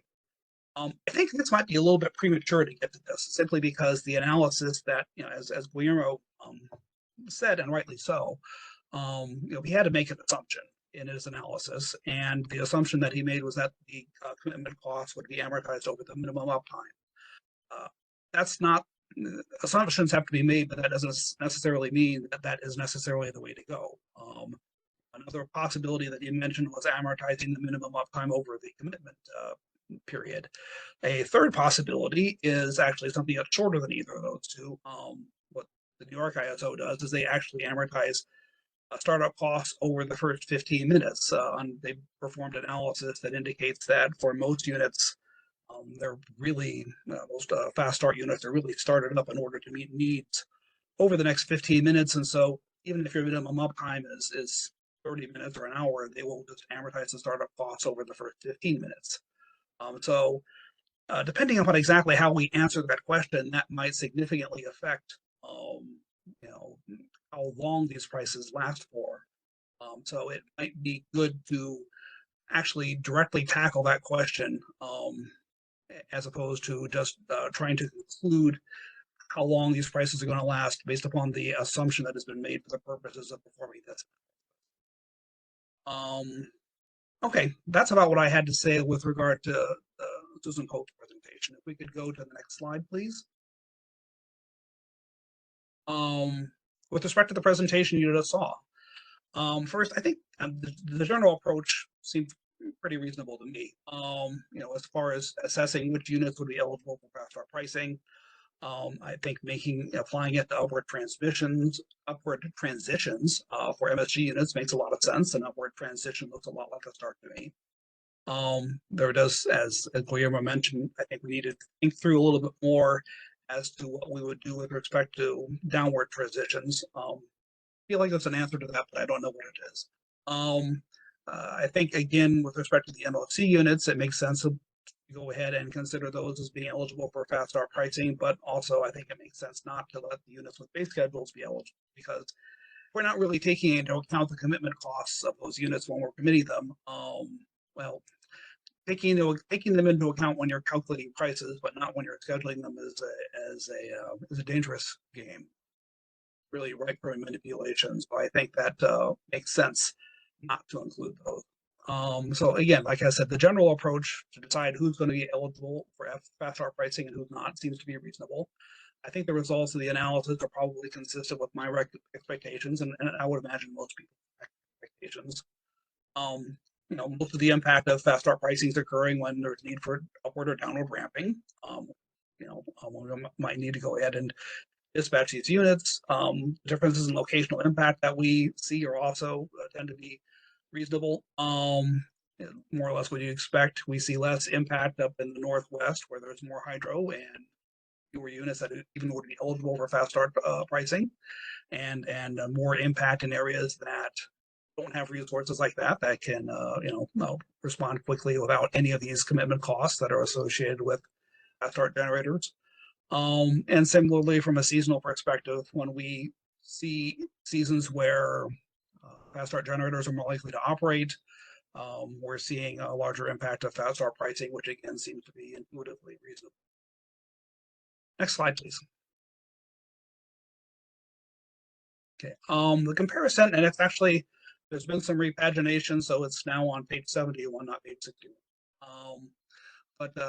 So page 71 was the page that had those 6 graphs on it, that each, 6 different bar graphs that showed the impact in each month of prices under 3 different amortization approaches, and with minimum uptimes either 30 minutes or less or 60 minutes or less. And so if you compare those graphs, it's apparent that the constant amortization approach has a significantly greater impact on prices than either average amortization or the adjusted constant amortization. And that makes sense because constant amortization simply, there's more cost to be amortized by that approach. Total cost of operating the unit that is amortized is higher, that is amortized in the pricing pass is higher than the total cost of operating that unit in the dispatch run. So it makes sense that it would be you'd get higher prices under that approach. The adjusted offer curve that is used in our constant amortization will always be higher than the cost adjusted offer curve under adjusted amortization, and it will almost always be higher than the cost curve, the adjusted curve that's used under average amortization. So that's not a surprising outcome. If you just compare the average and the adjusted amortizations, you'll see that those 2 graphs look very similar. I think there was 1 month for just the 60-minute scenario where they looked somewhat different. But for the other 23 months in one scenario and all 24 months in the other scenario, they look awfully similar. That doesn't necessarily mean that they both approaches always produce the same prices. I mean, you could have a situation where one approach produces higher prices 52% of the time, the other one produces higher prices 48% of the time. So they look similar on average, but nevertheless, there could be significant differences once we drill down past the averages.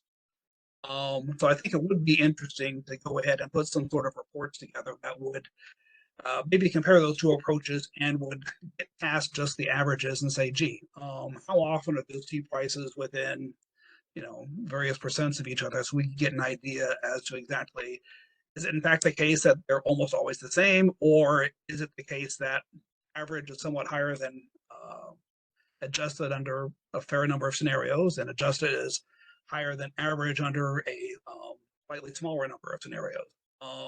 So I'd be interested in seeing a little more additional reporting that would give us some more insight as to exactly how often those two differ and by how much, even though they're very similar on average for each month. Next slide, please.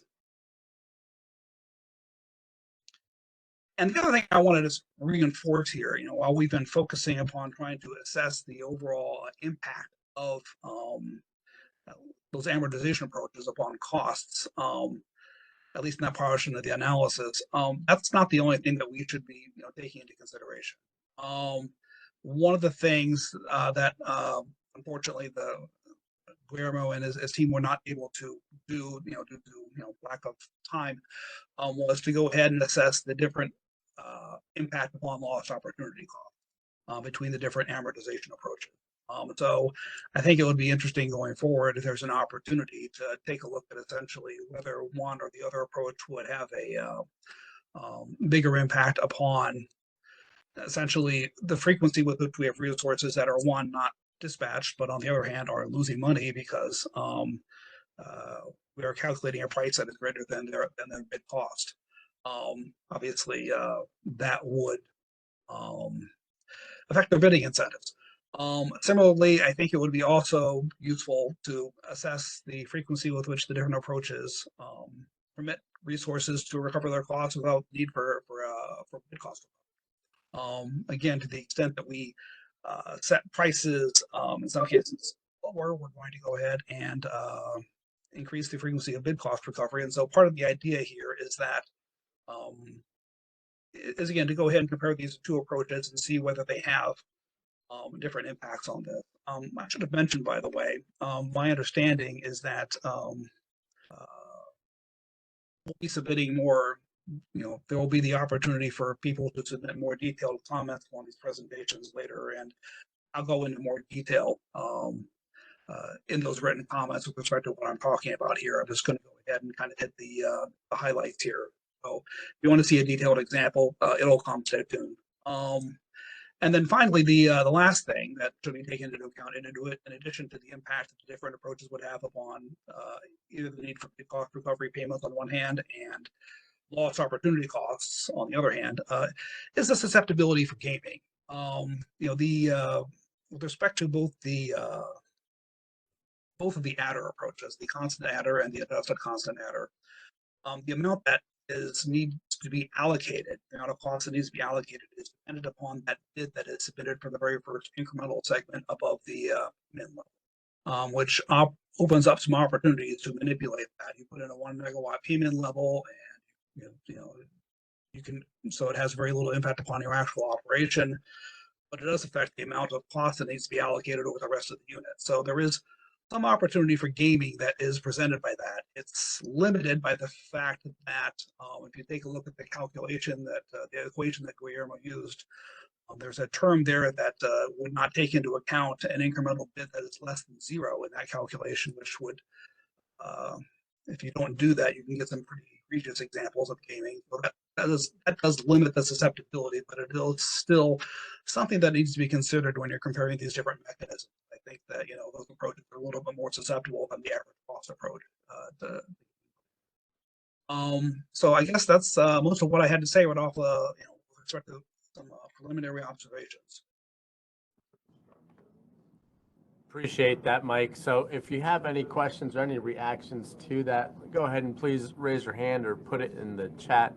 Mike, we appreciate you taking the time to take a look at both of those and share your thoughts. We do have a hand raised here in Alva, so let's go ahead and unmute Alva, please. Hello, Mike, great comments. Your comment on the MOC reminded me of one of the places where I see in general, the idea that you are making, minimum load costs and startup costs more transparent to the market as a whole. That sounds like a good objective.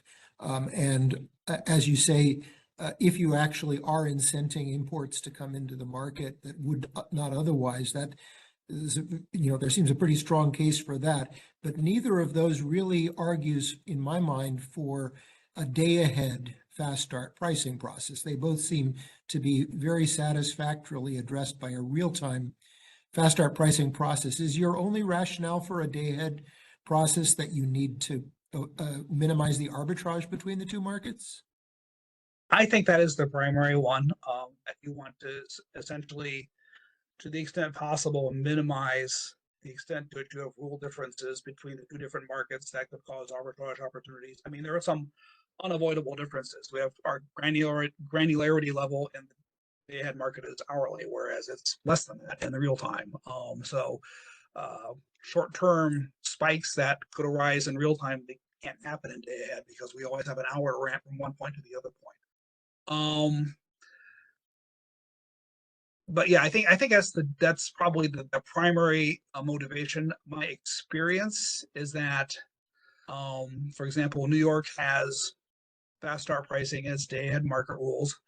I don't think it ever matters. If it does matter, it's very unusual.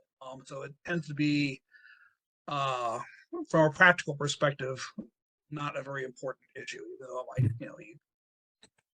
I mean, it just seems I'm just thinking in terms of how the CAISO day ahead market works, that the startups that would be basically triggering fast start pricing wouldn't even be binding in the day ahead market and potentially could get compensated twice, or in a sense, the market's getting compensated for those starts twice. So, and the resource itself might not get overcompensated because it's only going to get paid if it's actually committed, I think. But I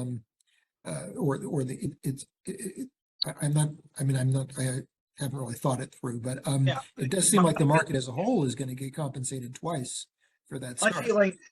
As I said, my feeling is, first, practically it tends not to matter. In particular, because people can go ahead and submit virtual transactions in the day ahead market. And so, if you put a rule in place that it's going to cause your real-time price to go up by 2%, how much do I expect my day ahead price to go up? Well, I'm guessing it's going to be something pretty close to 2%. So I tend to think that from a practical perspective, and given the opportunity to arbitrage between the day ahead and the real-time market, even without having those rules in place in the day ahead market, just having it in place in the real-time market means that its impact will be seen in the day ahead market as well. Right. So, okay. So in a sense, you're saying it's possible that you don't have to have it day ahead. It's just sort of in some ideal sense, it's the desired design in your mind, but also it's possible that it would be addressed through virtual bidding itself. I think that is, yeah, exactly. I think it would. Yes, that's correct. Thank you. Appreciate your comment. You're welcome.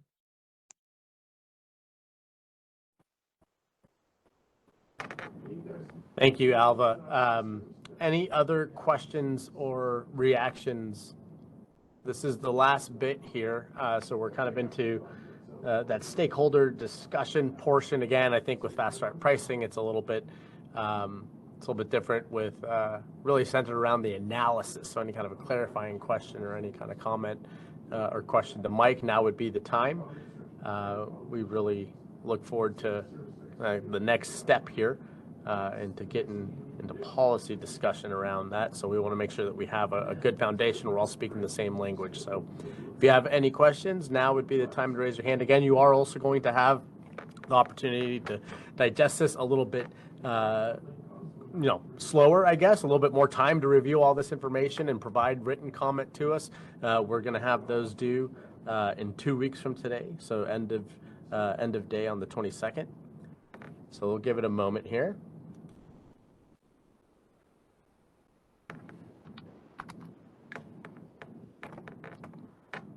Okay. Well, Mike, again, thank you very much for taking a look at both those presentations and sharing your thoughts on this. And to the stakeholder community, thank you very much for your participation here today. I know this was a long meeting with a lot of information, but an important part of the Price Formations Enhancements Initiative here.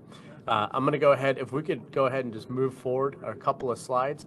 I'm going to toss this back to Brenda to close this out. Thank you very much, everybody.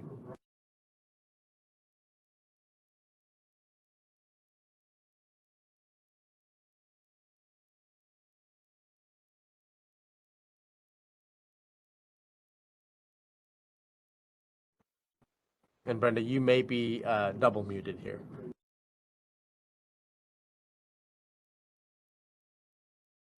Thank you, Juan. Sorry about that. I was on double mute. So for those who are still with us, thank you so much. We were able to capture a lot of good questions. And at this time, I went ahead and updated the presentation on the Stakeholder Affairs Initiative website. That will be posted a little bit later once my comms team sees that and approves it. We do plan to send out a new schedule coming up for this upcoming April. We appreciate everyone's patience during this time and being able to spend a lot of hours today. And this call will be it is recorded and will be posted shortly. We will also to get that sent out too on the website. On the next slide, we do have a few updates from the California ISO. We do have the save the date for the California New Resource Implementation hybrid call meeting.